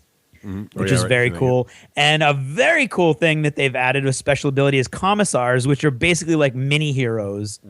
And you buy them individually, and there's 5 different kinds, and you can actually plug them into a squad in addition to a hero because they don't count as a hero. Right. And each one, there's 5 different guys. Each one of them has a different special ability. Several of them have different kinds of weapons. This is, I believe, the only way they can get a bazooka is by buying one of these upgrade guys, and they're not that cheap. So it's very intriguing. The SSU works very differently than the other 2 factions. Their anti-tank is very intriguing. It's much more close in, and so they fight very, very differently. Special weapons, bombs were included, obviously, because of the aircraft rules. Bomb rules are very basic. They can drop in the rear arc, and their range is how far the plane moved in its movement step, which is cool. Incendiary is brutal because it's only against vehicles, but basically you don't roll on the vehicle table. You just automatically look at how many hits you got before they roll their armor, and that's the result on the vehicle table. Wow. which can be really, really rough, and lit up my heavy and burned it on fire. And Nice. That's those of you following on Twitter, and you might have seen. I think it got retweeted a couple times because Ryan put it out there because I was like, I don't know how to do it on my phone, and I had that big giant column of flame special effect thing that I built, and it was right on top of it and burning, and I was like, no, my heavy. So that was cool. And so you may be saying, well, I don't want the SSU, so I don't care about the history, and I don't care about the SSU. The next thing that they offer, 5 new scenarios in this book, all of them 3-player scenarios, which is something very rare for almost all miniature games to have a book that focuses on 3-player games, because 3-player games are kind of hard to make work. Have you tried one yet? And I haven't, but I'm dying to. We gotta try that out because they're so cool. They're basically, most of them are attacker, defender, and opportunist. And those are the 3. And in at least one of them, I was looking at. You play for the first few rounds, and it's everybody for themselves. And then after that round, basically what happens is the 2 guys that have taken the most damage ally up and fight against the 3rd guy, and it's his job to get off the board. Like, let's get the hell out of here. Nice. So those look really, really cool. I can't wait to try those. And then everybody gets a little. I think the theory is that most of these campaign books are going to be more like the privateer press method, and they're going to have stuff for everybody. This one obviously is much more focused on the brand new faction. Right. But everybody gets a little stuff. Each of the existing factions get 2 new walkers. The Allies get an anti-aircraft walker because they need one, with all the helicopters suddenly zooming around. And they get an Uber phaser walker because, can't have too many phasers. Right. You can't have too many giant phasers that ignore armor. And then the Axis gets a flamer walker because they don't have a big giant flamer walker yet. And they get an Uber laser walker because we've already got a laser walker that like nobody uses because it's really not worth its points. And now there's a big giant one that is much more cool. And then you have the SSU. The SSU section is exactly like the Allies and the Axis sections of the first book. So it has the organizational fluff and who the leaders of the army are and all that kind of stuff. Then it has this is that organizational issue that I have with the rule book, which is the weapons and all their special rules are in their own special little place and never repeated again. But it's consistent with the other book. It's very, very consistent, there is a certain amount of benefit and consistency, so that's good. And then there's the platoons. And the first major difference you'll note is that they only have access to 2 types of platoons, not 3. They have a political platoon and a defense platoon. That's the first of many issues, many differences, and you'll see how the SSU changes. Then they have the upgrades, platoon upgrades, like everybody else. There is one absolute no-brainer upgrade, unfortunately, because I don't like it when an army has a no-brainer. But if you have helicopters, there's a no-brainer upgrade for 5 points. Every squad in your platoon has the cavalry, the option, the air cav option. Oh, wow. Which means, and that's how Jeremy does it, like that helicopter, if it's pointed in the right direction, can move 36 inches and then dump out its troops that are then going to burn you alive. Well, that's nasty. So it's brutal. It's brutal for 5 points. It reminds me a lot of the airdrop. And I just go back to the Axis and I'm like, where's my 5-point no-brainer? I don't know. But that was brutal. That was brutal. Cool in a brutal way. So then you've got the troops. You've got 2 HQ squads because you have 2 different types of platoons. Yep. They have 4 infantry 2 type squads like everybody else. Yep. 2 teams, infantry 2 teams, and that's it. Oh. So they don't have any infantry 3, which is the big heavy armored infantry. They're large numbers of weedy dudes, right? They're not so weedy, but yeah. They've got commissars, which I said are heroes light, 5 different types. They've got 6 medium walkers instead of 3. Yeah, they look cool. I like now everybody else has 5, but cool. They've got 6 instead of light walkers. They have no heavy walkers. 6 different types of helicopters, and then 4 heroes plus 1 hero walker that goes with one of those heroes. So instead of the 8 that everybody else has, so they still have quite a ways to catch up. It's not really fully fleshed out unless you look at the fact that the commissars have some cool abilities, and having 6 medium walkers instead of that original. I think it's 4 that everybody else had. So now everybody has 6, but 6 helicopters is huge. Some of the differences, once rule-wise, they are ridiculously sniper heavy. Ooh, and their sniper rifles are slightly less range than everybody else, but brutal compared to everybody else. We've all seen Enemy at the Gates, and if you have not seen Enemy at the Gates, go watch Enemy at the Gates. Exactly. This is Enemy of the Gates by far. It's crazy. Jeremy, in a non-cheesy, very nicely balanced army, had 6 sniper rifles. Wow. Yeah, and they're brutal. They're like just shooting away. He's got rifle squads, so his basic infantry squad has 2 snipers in it. Wow. It's crazy brutal. So These models. Is the new faction already playable in terms of how many models are already out on the market? Oh yeah, almost all the models are out except for some heroes, I believe, and some of the helicopter variants. Yeah, this is sort of interesting, Norbert, because the models started releasing for Dust Tactics before the Dust Warfare book was out. So yeah, it was sort of reverse frustration for the SSU players because they had their models, but they didn't have the rules. Oh, wow. Unlike other games where you get the rules first, but you don't have your models, right? So, so it's sort of backwards. But the nice thing is once the book dropped, most of what they want is out. And in fact, the Super Heavy is coming out very soon, actually. Yeah. Cool. So their basic weapon is absolute death on infantry 2 at short range. So that's a huge thing to take into consideration because at 12 inches, each of their regular guys is throwing 2 dice. Wow. So they're throwing a lot of dice at so they're all infantry 2, and they're throwing a lot of dice back at infantry. Did they have a lot of mid range? It sounds like they don't have a lot of like 18 to 24 inch weapons, though, do they? Or do they? I don't know for sure. But there's not a lot of 18 to 24 inch. Most of this all the game American goes rifles from are 18 16 inches or 16, right? All the Americans are 16 down. Yeah. And then like 30 and up, or 30 to 36. There's not a lot of in the middle. Yeah, right. So I would say no. But the fact that there's no infantry 3 to soak up your points, and the commissars have a special ability. If you have 2 squads that are identical, you can add a commissar to one of them, and those 2 squads can become, before deployment, they become one giant 11-man squad. Nice. So this is that human wave army that you were saying that would be cool if they had, because that would be totally different. And this is it. Nice. You've got the commissar bundle effect, and the fact that there's no infantry 3 to soak up your points. You've got a lot more guys, and they can be in these giant squads. Right. So it's a very, very different way to fight. And again, like I said, most of their anti-tank is either really, really close up or it's in their walkers. The fact that they have no lights or heavies yet it makes it so it's going to be a different way to play it because of the helicopters. Although have you seen the preview of the tank? I have. Their Super Heavy tank is awesome. Crazy. I almost want to just collect these guys for that tank. Yeah, that tank look. I mean, that's the first tracked vehicle that we've seen in the game. So that's going to be awesome. They are a little short on heroes, like I said. The other 2 factions have 8 each, but there's room to grow. And I think we've already seen the preview of the next hero they're going to get, which is the first Infantry 4 model in the entire game, who basically a superhero called Winter's Child or Winter Child.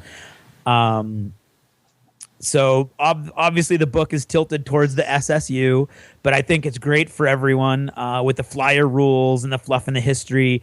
And I would say it's well worth the price, despite suffering from those basic organizational issues I said from the beginning. But you've played I love it. I was super excited when I saw it, snapped it up the minute it came in, read it cover to cover, and am fighting the urge to collect SSU. Now, would you say is there book creep here, or do they feel like a fair, evenly matched force for the other 2 existing armies? It feels to me like you've got to remember the rules of the game, which I didn't. And so he was coming in on me with these aircraft, and I was like, oh my god, I was in 40K mode.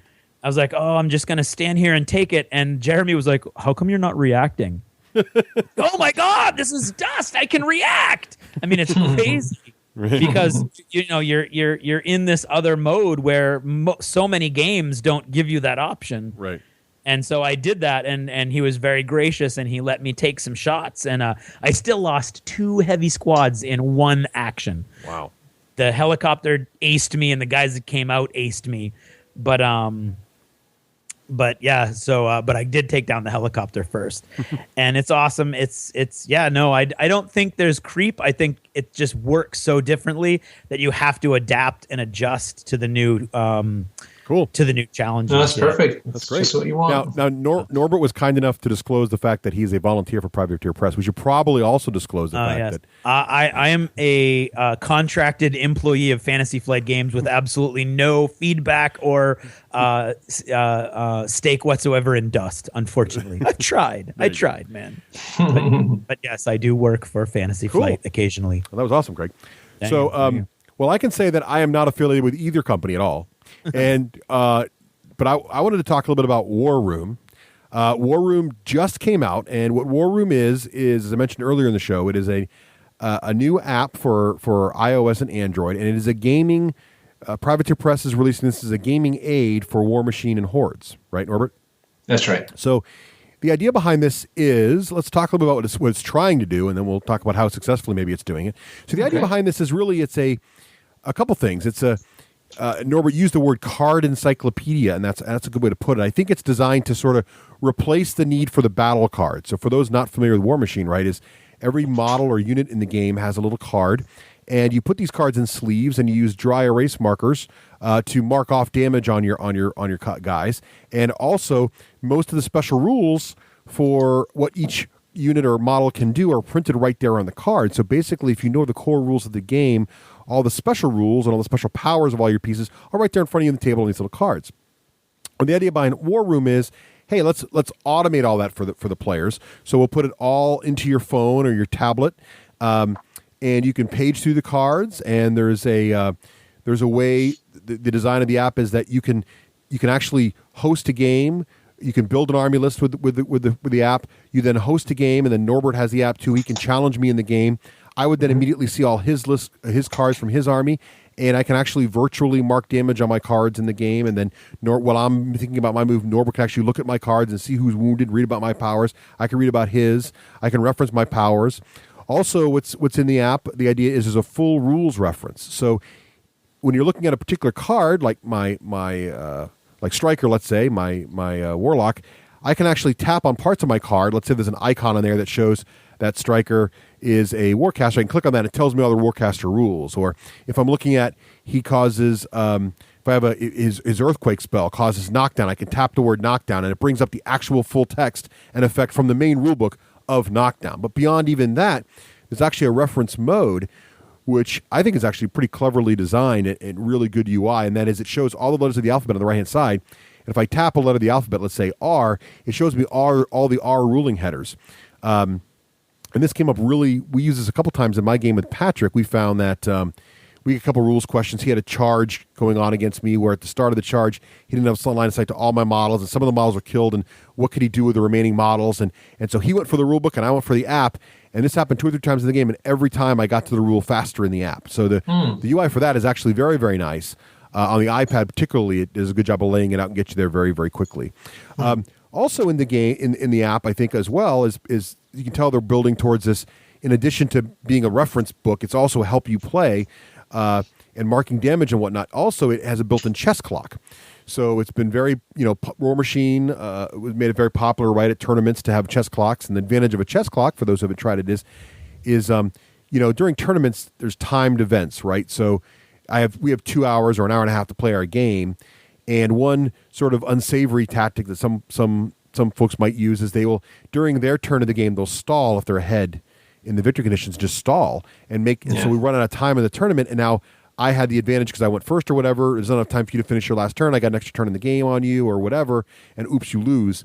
So what chess clocks do, which is great, is anytime during my turn, I hit the chess clock button. I do all my stuff. If Norbert needs to interrupt me because he's got interrupt action, he taps the chess clock, interrupts me, does his thing, then it goes back to me. Each player has a certain amount of time on their chess clock to burn up, and if you use up all your time, you lose the game no matter what.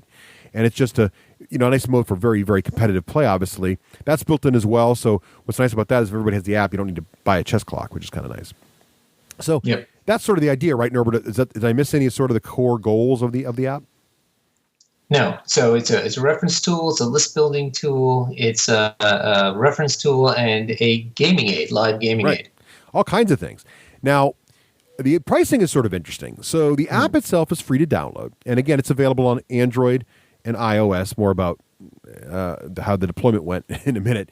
Literally just Kindle too. And the Kindle, it's available on Android. Kindle's an Android tablet, right? So it's the Android platforms. And you're right, officially on the Kindle. So it's free to download, and that gives you the cards from Prime and Primal, right? So these are the two core books. So if you just want to try it out, it's free. No big deal. Then if you want to have more than just the Prime cards for your faction, you can buy the faction decks basically at the cost of, I think it's $6.99, right, Norbert? I think it's $7 per faction. But they give a little bulk deal, right? So if you want to buy all the faction cards for a particular game, let's say you want to buy all the decks for Warmachine, which is 6 decks, counting Mercs, it is $35 for all of them. So you get a little price break there, because I think it'd be $42 for all of them individually. If you want to really go all out and own all, and so it's $35 to own all the Warmachine cards, or $35 to own all the Hordes cards, or if you want to go all in for $60, which is $10 cheaper than buying the two separately, you can own all the cards for both games together. So you can drop no money and play just the starter boxes and stuff from Primal. It's actually $17 cheaper. There you go. Yeah, a little bit. Thank you, Craig. So, no problem. Or it's $7 a faction, or you get these little discount bulk deals if you want to. So there's a lot in here, right? There's really, and what's interesting about the cards is it's not just, here's the stats. It's the full artwork from the cards, but then also they've done some nice things where if it's a lot of long text, you can actually scroll down the right-hand side. It does a pretty good job upsizing and downsizing. So on your phone, you see one side of a card at a time, and you sort of swipe. So I'm looking at the front of Striker's card. I swipe. I see the back of his card. I swipe again. I see the front of his spell card. Swipe again. I see the back of his spell card, which is his feet, right? On the iPad, it shows two halves at once because it's got a much bigger screen, so you can see front and back, and then swipe and see the other two cards front and back. Does a good job scaling up. And if you've got a lot of text, you can scroll up and down. I think the interface is pretty intuitive, at least on iOS. Yeah. But it hasn't all been, we were just talking about how smooth and wonderful the Colossals release was. And I think Norbert and I both in the past talked about how really well Privateer does on some of this stuff. They've sort of stumbled on this one, though. It's a very ambitious effort, but there's been a lot of negative buzz around the launch of this thing, even though it's only been out for a couple of days. So what are some of the issues we're seeing, Norbert, so far? Well, the biggest one I think is that a lot of it simply doesn't work on a lot of Android phones. Yeah. And you mentioned to me, being in the business, that programming for iOS and Android are completely separate activities. They're not really interrelated very much. So It was super ambitious for them to try to release it in both platforms at the same time. That might be part of the problem. I think that was it was a very gutsy move. I don't know of a lot of companies who've done that unless they have a very trivial app, like it's basically a web page framed. Most companies will release iOS or Android first. So basically, they're going to have two code bases to maintain and support. They've got them both out there. They had to QA both these things. The Android one was done and the iOS one was done at the same time. iTunes delayed the iPhone release, so they waited and delayed the Android release, which probably was a mistake. If they'd launched the Android one early, they'd at least gotten the feedback back, because it turns out that one of the challenges for development for Android is that there's a lot of different flavors of the phones, and it just doesn't work on certain devices. Some of them being the more popular ones too, like the Galaxy Tab and stuff. So that's really tough. So the Android market, either you can download it, doesn't work, you can't download it at all, or some of the buttons like back and forward simply don't function on the Android phones. Yeah. So you're seeing really two big schools of people online. Some who have Androids are simply saying it does. I don't even know how you guys got this out of the chute, basically. While the iOS guys are saying, well, it works pretty well, but there's still other issues. But at least it works on my phone. So and I think if you got a fresh hot tablet like the iPad 3, it actually runs pretty smoothly and is pretty performant. So it kind of really depends on what you've got for a device, which is tough, right? You want that single, easy to use experience, and it didn't really nail that. But it was a very ambitious attempt. True. Yeah.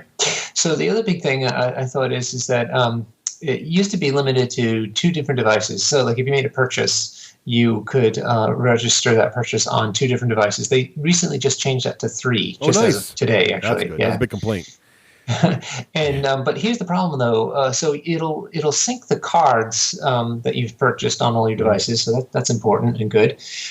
But if you create a list so far on one device, it doesn't sync to your other devices, which is a bit of a well, nuisance. That is a nuisance. And another nuisance, and this is really minor, but it's a nitpick of mine.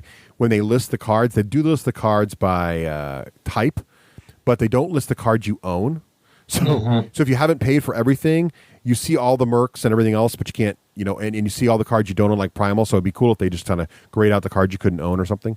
But yeah, you're right though. The not sharing the list would be a nice. But to me, okay, here's my developer hat coming back on. Right, being able to share the list across devices would be an awesome enhancement. But I don't think you really.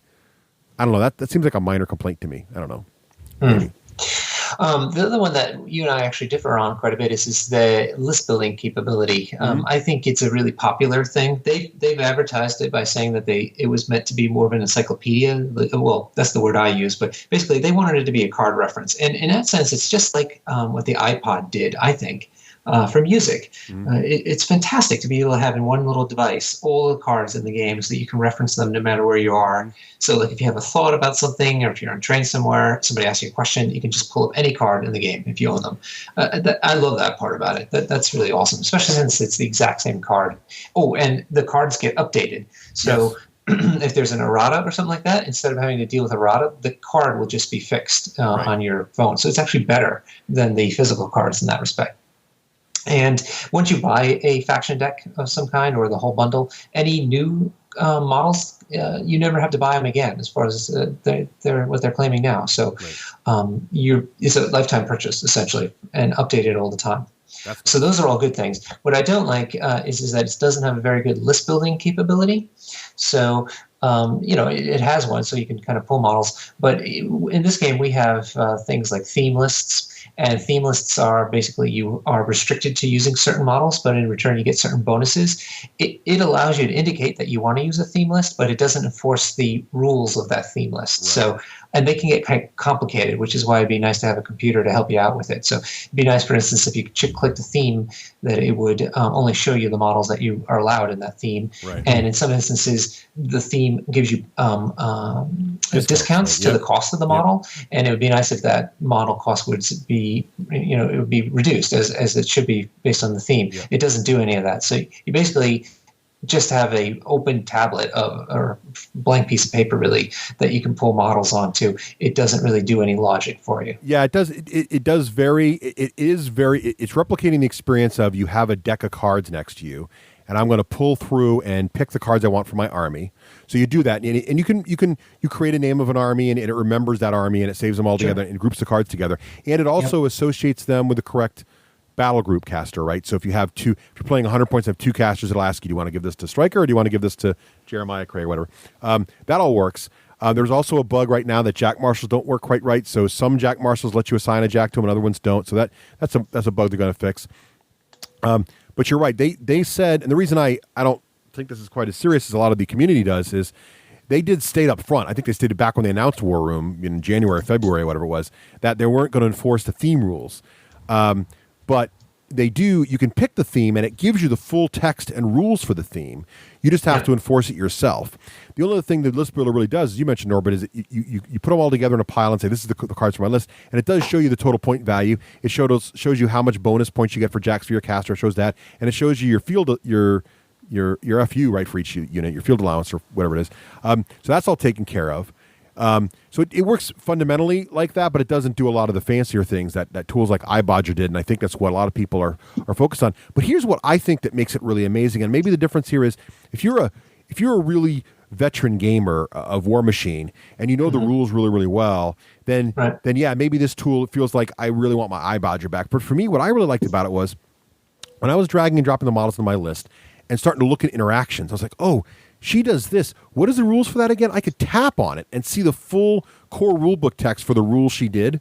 Like for when I was looking at my Storm Lances and figuring out what they could do and how Cav rules work, they're all right there. I could read about the Cav rules again. Oh, that's right. So as sort of a medium level player, I could quickly reference the rules and help me build my list. So having that all there, not having to have the rulebook on my lap and the card on my lap, or even if I had iBodger, I still need the rulebook next to me to figure all the basic rules out. Having that all in one place really made list building a very relaxing, just leaning back on the chair with the iPad, just figuring it all out right there with every single rule I would want to know from the Warmachine universe right in front of me. I really, that to me was very, very nice. Even though I do have to enforce the theme rules myself and remember that, okay, I couldn't attach that Jack officially to that Jack caster. I'll have to remember to tell, or to that, Marshal. But to me, that felt minor compared to the advantages of having the rules look up. So I really enjoyed that part of it. Okay. But and it will you be. played a game with it live with somebody else, right? I did. I played with Patrick. So what I did was, now one of the challenges we had when I played with Patrick was that he had a droid, and of course it didn't work on his phone. So bummer. But I had my iPad up, and so I basically used my side, and he used the cards. So what's interesting was recording damage. I was about the same speed as his, and I like how damage records too. See, they did some really smart stuff with the UI. I know some people are picking on it, but like when you click on your jack to damage him, a graphic pops up of the actual boxes, right? And you can move your finger up and down instead of having to type in like I take 6 wounds and finding the keyboard. You just move your finger up, and the farther distance you move, the more wounds he takes. You just kind of slide it up to get it. What's also cool is there's 2 buttons. There's commit and accept. So if I click accept, it records the damage and puts the grid away. So now I'm looking back at my whole army list. But if I click commit, it records that damage but keeps the grid up. So when I was getting attacked, I got attacked by 6 Bane Knights. And so as he'd roll and do damage, he'd say, okay, you take 5 damage to the 3 column. I just tap 3, move my finger up to 5, let it go, hit commit. That's recorded. Now but the grid stays up. So when his next Bane Knight swings, I can immediately record the next damage. It was very, very rapid. And it's actually faster than finding the pencil, pulling the cap off, writing it down on the thing. And also, we had several rules look up, as I mentioned earlier in the show, and every single time he went for the book, I went for the iPad. I beat him every time. So that part of it, as a reference and as a damage recorder, that part I think they really nailed. At least on iOS, at least with an iPad 3, it worked fantastically. Now I don't know. Again, the Androids are buggier. Maybe the phone's a little smaller, it's harder to use. But on a tablet, it really, really shined. Okay. Yeah, I'd like to see somebody. I haven't heard of anybody using it in 2-player mode, and that's where the two have to talk to one another through the server, because I presume each device goes into a server. We tried to fake it out, and I tried to fake it out by using my phone and my iPad and letting Patrick borrow my phone. But the way the account system works, there was no way to do it in the registered devices. So that was a little unfortunate, because I really like to be able to say, use my phone if you don't have one, and I'll use my iPad. But you can't if it's your account. And if you try to have him log in with his account, it'll say, "I'm sorry, this device is already registered to Russ. So would you like to unregister it?" Which I don't know what that does. So I didn't want to. And because they're having those bugs right now with talking to the servers and stuff, I didn't want to break anything. So there's still a lot of. I mean, don't get us wrong. I mean, Norbert's making some good points here. There's definitely, you can tell it's definitely a version 1 product release, and it's so ambitious. I mean, there's this whole back end of server registration and registering devices and payment systems, and all of that's got hinky stuff going on right now. Not everybody's able to get their cards, and they pay for them, or there's all this stuff going on. They're fixing it as fast as they can. But Privateer Press is not a software company. Now they're working with a professional software company, and you'd hope that they'd have a lot of experience, but it's a very bold product, and it's their first time doing something like this, and it shows. There's a lot of shakiness there. But Norbert, how's the community feeling like in your group? Are they just totally like whatever, or are they kind of like waiting and seeing? How's everybody feeling about it? Yeah, I think everybody's waiting and seeing now at this point, I'm afraid, which is good. If you go to the Privateer Press forums, you'll see that they are actually communicating as much as they can, considering this is literally, when we're recording this, the second day that it's been out. And they are totally taking responsibility for these problems. They're not trying to denigrate anybody or try to hide them or anything. So that's good news. And they just posted up, I don't know if you saw it yet, Russ, just about an hour ago, they posted up their roadmap. So they explain all the different bugs that they're working on, what they expect to do for things next, and when to expect the changes to happen and things like that. And also some clarifications about what is supposed to be working, what's not supposed to be working, what's broken. So they're communicating, I think, as much as they can. And, people have to remember that not only do these changes have to be looked at first and then solutions thought of, in some instances, they also have to submit these or resubmit them to Apple, which means another 2-week review process before some of the major changes can take place to fix things. So it's going to be a little while. And Matt Wilson, the creative director, even came onto the forums and said, look, we're having problems, and we acknowledge you guys are not happy. Get your refunds if you want refunds for the time being. Don't buy it now if you don't feel comfortable with it now. But, just promise us to take another look once we get this thing more stable, because we're committed to making it stable, working on it until it gets stable. So, so that's all good. For my worth, I'm not used to using it yet. So, I'm just using the free version for the time being. And so, once they kind of iron it out is probably when I'll step in and buy it, because I intend to buy it for the amount of money that you pay for the whole game for unlimited updates thereafter. That kind of resource in my pocket is something I definitely want to have all the time. But I might as well wait now, because like I said, it's not killing me not to have it. Yeah, I think I agree. I mean, it reminds me of an MMO launch. It feels like that, where it's like everybody's excited to get in there, but it's rocky, and that's what it feels like. But they're definitely 100% behind it, and I think you can't really ask for more than that. You could ask for more testing, but then again, everybody was yelling and screaming at them every day. Where is War Room? You promised it back in May, So they're kind of, maybe they should have waited a little longer. But I think it's really exciting, I think the promise of what they're trying to do here is pretty exciting. I mean, that's just it. I wanted to see with Craig. Now he's outside of the game, but I mean, what is from what you've been hearing as an outside observer? What do you think of this as a new tool in tabletop wargaming, just in general? Like, what do you think about this? Is this just a novelty? Do you think this is actually going to move tabletop wargaming in a whole new direction? Just what you're hearing. I think it's going to have a market. I think people like Russ, people who are like already inclined to use technology to leverage it in a bunch of different things are going to like it. I have seen with my own eyes what having a digital version of a rule book does for you beside the battlefield, where you can just tap and there's the rule that you need. So I do think that is going to be a huge I don't know if revolution is the right word. It's nothing new that, but it's just a new use for stuff. As far as this particular thing goes, in my experience, I don't think this does enough to make it universally needed. I think if it had that force builder or whatever you want to call it and did all that, the syncing and the validating and everything for you and you worked with the themes, and I think that would be huge. I think just having access to the cards is neat, again, for guys who use technology, but is not any kind of a game changer, I guess I would say. Mm-hmm. What about, you guys remember what was something Legions, that game that relied on a computer? Excellus, right? Excellus, yeah. Oh, Excellus, yeah. Well, this is different than Excellus because it's not. Excellus took part of the game that gamers like, which is the rolling and dice and stuff, and took it off the table. And this is more just fixing the cards. And I think what makes me excited about it is that you can see they're just. See, I'm a developer, so I think in terms of iterations. Software's never done; it's a journey, right? And you get enough done to get a certain level of functionality out, and then you just keep iterating on that functionality. So there's no reason they couldn't add in the theme checking. There's no reason they couldn't add in. We talked about this with Patrick. The missions should be right there. It was funny. Everything was in the iPad except for the missions. The missions should be in there. And then you come out with new tournament missions, and they're just automatically pushed to the device. And you can handle all that stuff for you. You can just see them layering on top of this once they hammer out. But in the beginning, you don't put all that in there because it's just many more things that have bugs in it, and you got to iterate. So you start and you work forward. And I think the idea of what this really is it's more than just a list building tool, although that should be in there, and it should be robust and work better than iBodger ever did. And I think they're going there.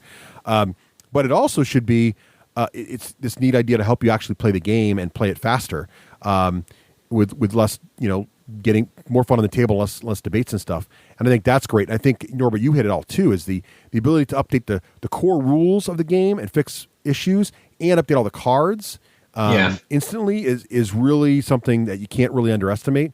And the amount of information, I think the price point here is really sweet. I mean, you're looking at 11 factions, all the things you need to play, 11 factions for $60, right? Forever, updated in perpetuity. When you look at that, what the competition's doing right now, that is dirt cheap. So I think that's really an interesting angle, especially when you consider all the stuff you get for free in there. Some of it's still bumpy right now, but based on what they're doing, that it may take them 6 months or whatever it takes them to get it all worked out, but eventually it's going to be really, really pretty hot. So I think this is a really interesting thing and something to watch. And I think you're going to see more of it from other miniature gaming companies going forward. And it doesn't take away from the main game. In other words, if you don't want any of this, it's not going to hurt you either. So you don't need it. It's not required. And again, I played Patrick. He was using all the cards and and I was using the new iPad. It was he didn't feel like anything was different. And I think he was interested to see how it worked too. And he's actually very excited about it as well. So it was interesting to see that. But I was playing with the digital version. He was playing with the analog stuff, and it worked fine. Didn't matter. Yeah, that's the kind of technology thing I like. There you go. That I don't need to use. Play with as much or little as you like. So there you have it. So that's our little supplementary. Mm-hmm. Does that make sense? I don't think so. Yeah. Supplementary supplement. I don't know. It's better than Dover or whatever you used earlier. Gamer's Log supplemental. Well, Well, Norbert, thank you so much for joining us on the show today. Really appreciate it. For staying up so late. Staying up to obscene hours over there across the pond. Yeah, it is a little late, isn't it? Or early, really. So that's okay. Actually, the thrill of being here after talking to you guys, God, like I said, in episode, 11, something like that, and now talking to you again while I moved over here, it's really kind of nice. You guys have been doing such a great job, and it's a pleasure to be on the show and talking to you again. Well, thanks. Well, and Norbert, if anybody wants to follow up on Food Machine or any other activities, what website should they check out? Food Machine is going to be back at foodmachine.njsobs.com. Nice. And I'll be checking your forums, too, on this episode. So if people want to get a hold of me that way, that'd be another way to do it. Right. Cool. Well, thanks again, Norbert, and enjoy the rest of the Olympics over there. Yeah, great. Cool. Watch some local the Brits are loving it. They considering the size of their population, they're doing extremely well in terms of they really are rocking it. That's amazing. Yeah. Yes, I have heard no end of that from Neil, by the way. From Owen tweets about every day about how awesome the Brits are doing it. Not only that, but that every medal winner either is Welsh or wishes he were Welsh. Awesome. So thanks again, Norbert, and have a great one, and we'll hope to talk to you again soon someday. Yeah. All right. Take care. Bye-bye.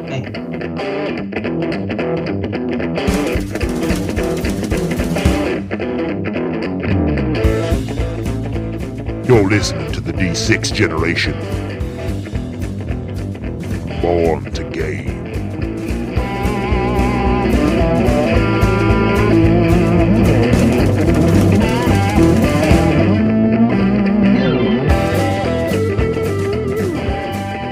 So, if you're going to travel, and who doesn't want to travel? It's summertime, fall's coming. Traveling's great. Traveling's awesome. But, sometimes if you go to a place you're not familiar with, the best thing to do is get a tour guide. And wouldn't it be awesome if your tour guide was just as much of a gaming geek as you were? If he knew miniature gaming, if he knew Star Trek, if he knew Star Wars, if he knew the best places to go. Let's say he could take you to California and show you the places where they filmed some of the Star Trek movies. That's the kind of thing that Terrace and Geek Nation Tours does for you. If you've been watching their Twitter feed over there, they've been actually showing pictures of, here's where they filmed everybody walking out of J.J. Abrams' Starfleet Academy. Here's where they filmed the whale episode of Star Trek, where the Klingon ship was cloaked. Must be cloaked now because you can't see it. That kind of stuff. It's just fantastic. So the best thing to do to find out all the cool options at Geek Nation Tours is head on over to their website, geeknationtours.com, and click on the Upcoming Tours button. And Craig, what kind of cool, exciting, upcoming things are there even as we speak? Well, even as we speak, we're looking at now booking. We've got Geeking Out with Miniatures in England 2012, which is awesome. There's all kinds of cool stuff that you're going to be going over, going to go see. There's a lot of GW stuff, but a lot of other stuff also, and castles, because they've got lots of castles over there. Right. You got Geeking Out at the DualCon tour, which is, where's that? I don't even know where DualCon is. It's somewhere where Duel. Is that maybe is that Romeo's thing? I believe so, yeah. Yeah, so there's all kinds of cool stuff going on there. You've got the Black Library Canadian Expo in the Rocky Mountains, which is awesome. Go meet some of your favorite authors and be in the Rocky Mountains, the Canadian Rocky Mountains. That would be great. New York Comic Con, of course, they do a lot of that stuff. There's another Black Library tour, literary sites. Did you see this? They're doing a Lego Brick World tour next June. Oh, that looks awesome. Cool. It's the first ever Lego tour. If you're a Lego guy, and my daughter's a huge Lego person now, you can check it out. You can see all the crazy stuff they do at Brick World, which is like this huge Lego sort of building convention. It looks, the pictures look fantastic. It's like Nora Schwanstein done totally up in Lego. That's amazing. Oh, holy that's cool. Mackerel. I would just go to the site to look at these pictures of this Brick World thing. Wow, that is really cool. Oh, he just lost some points with me. I'm seeing December 5th through the 12th, 2013, Geeking Out with Twilight. Well, there's something for everyone at Geek Nation all. Tours. Something for everyone. Yeah. So check them on out at Geek Nation Tours. Creation Entertainment's Twilight Convention in Orlando, Florida. So there you go. If you're a Twilight fan, well, there you go. They got they got a convention about it. They got a convention about everything.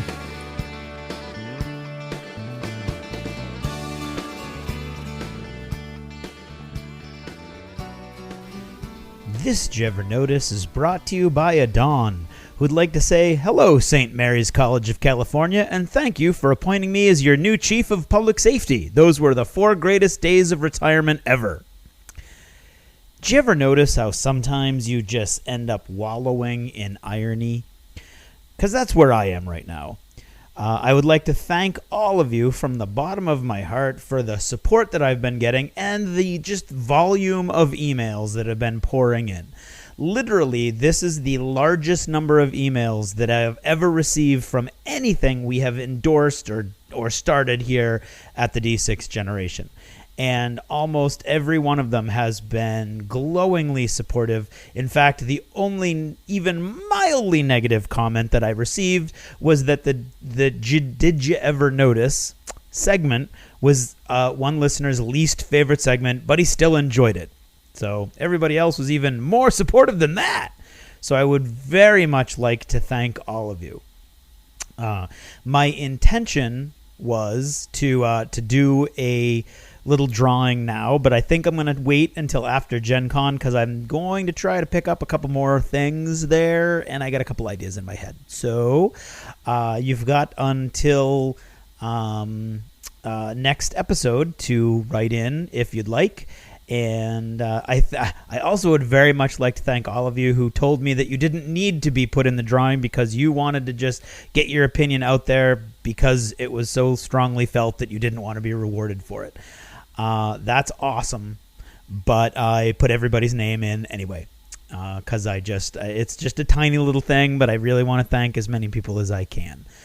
So the goal for this sort of anybody watching Newsroom, because their little Newsroom 2.0 thing, because I was going to do Did You Ever Notice 2.0, but anyway, the goal was to make this very light, and I was going to tell my story, I promise, because in case you hadn't noticed, did you ever notice?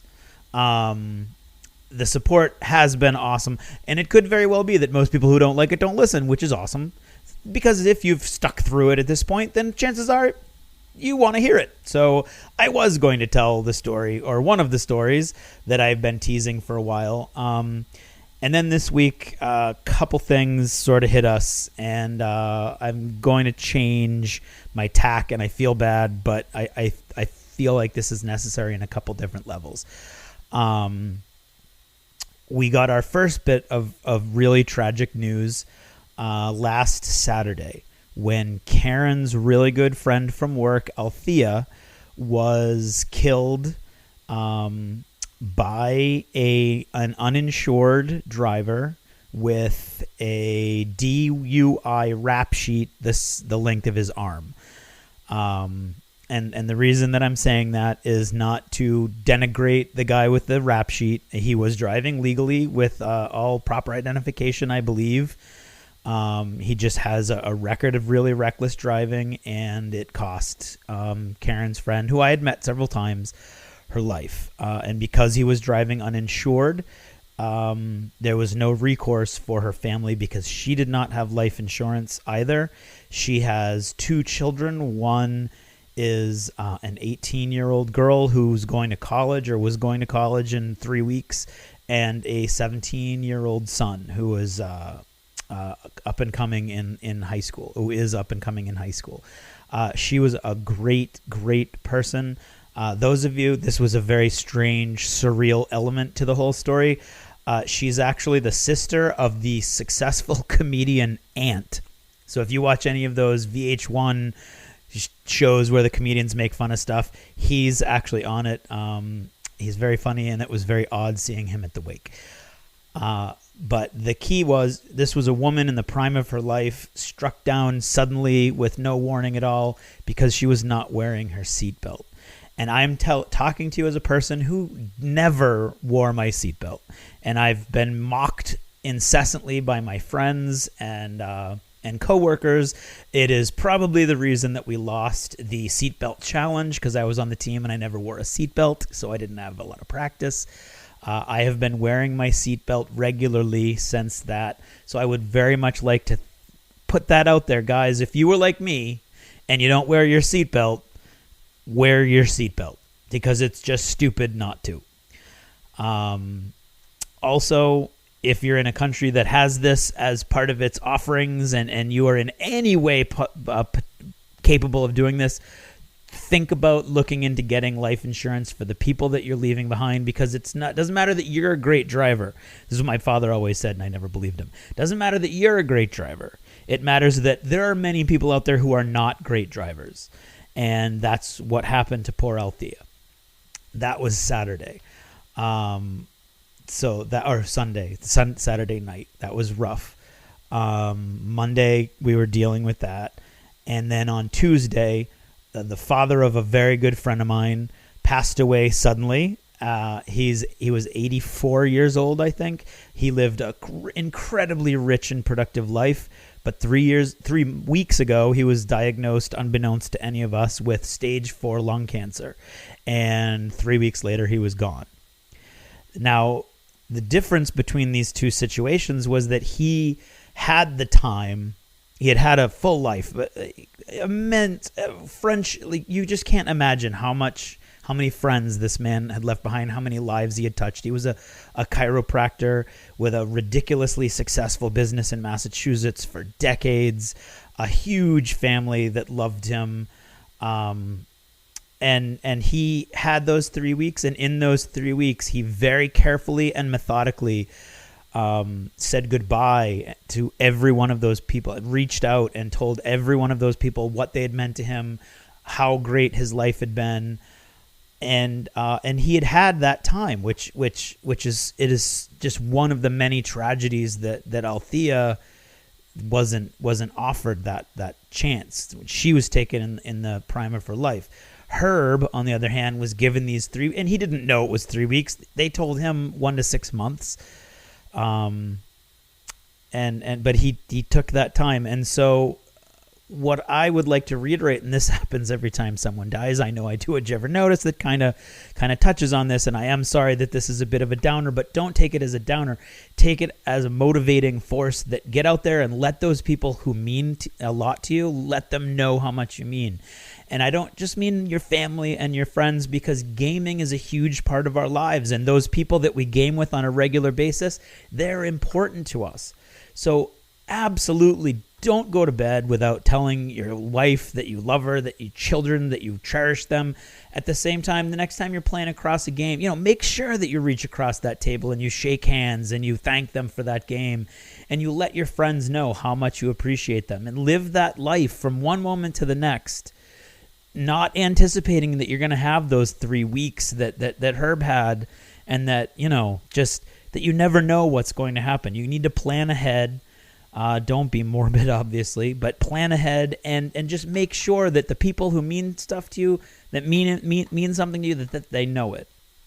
And it has been it was the only time in my life, and I've had some rough patches where a lot of people have passed away, but we had 2 wakes in one day, and that's never happened before. And it makes you think. It makes you think a lot, and it makes you kind of look around.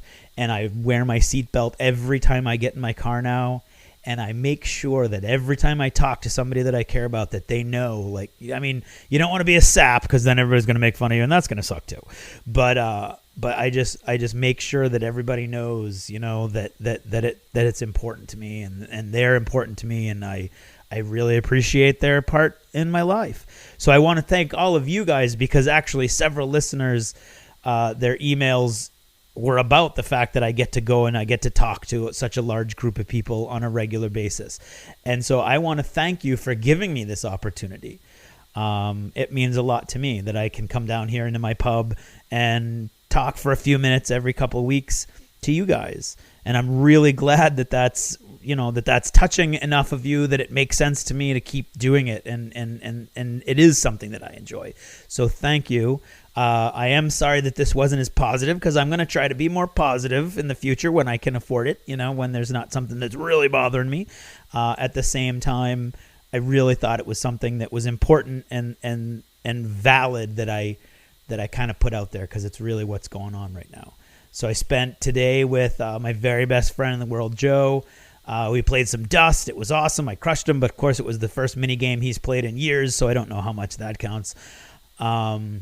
yeah, I'm making time. Karen and I did a lot of work on the house. We actually went up to my friend Dave, our friends Dave and Shannon's. We spent a nice evening with them, and I'm just trying to make as much time as I can to reach out with the time that I have, free time that I have, and get the most out of it and make sure that everybody knows that I appreciate that they're there. And my advice to you is do the same. Make every moment count, and reach out to those people who matter to you and let them know. And I guess that's all I've got to say about that. Thank you very, very much for listening, and good night.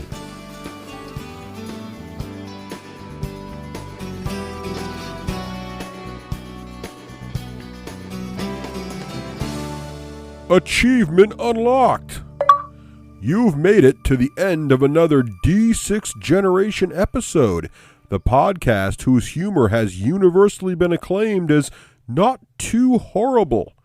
Please let us know what you thought of the show by either emailing us at info@the d6generation.com or by posting in our official D6G episode thread at the top of the DACA discussions forum on DACA.com.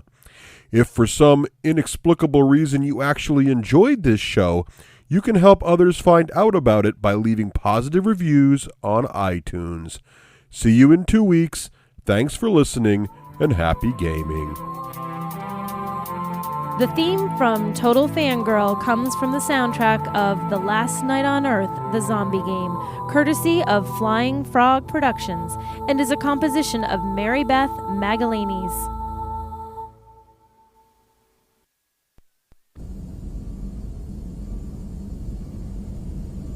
You said the collectors had no art. I had no idea you cared about that kind of thing. Personal interest negligible. Sang a little. Multi-species productions for cultural exploration. Gilbert and Sullivan always had me do the patter songs. But not about me. Cultural artistic expression reflects philosophical evolution, interest in growth, perspective, observation, interpretation. Suspect you won't see any art in collector base. Culturally dead. Tools for reapers. Worse than the Geth. I'm sorry. I know that was important, but you performed Gilbert and Sullivan? I am the very model of a scientist Solarian. I've studied species Turian, Asari, and Batarian. I'm quite good at genetics as a subset of biology because I am an expert, which I know is a tautology. My xenoscience studies range from urban to agrarian. I am the very model of a scientist Solarian.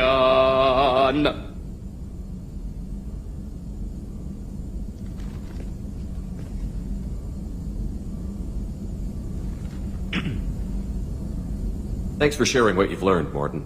Proud to be here, Shepard. Thank you for including me.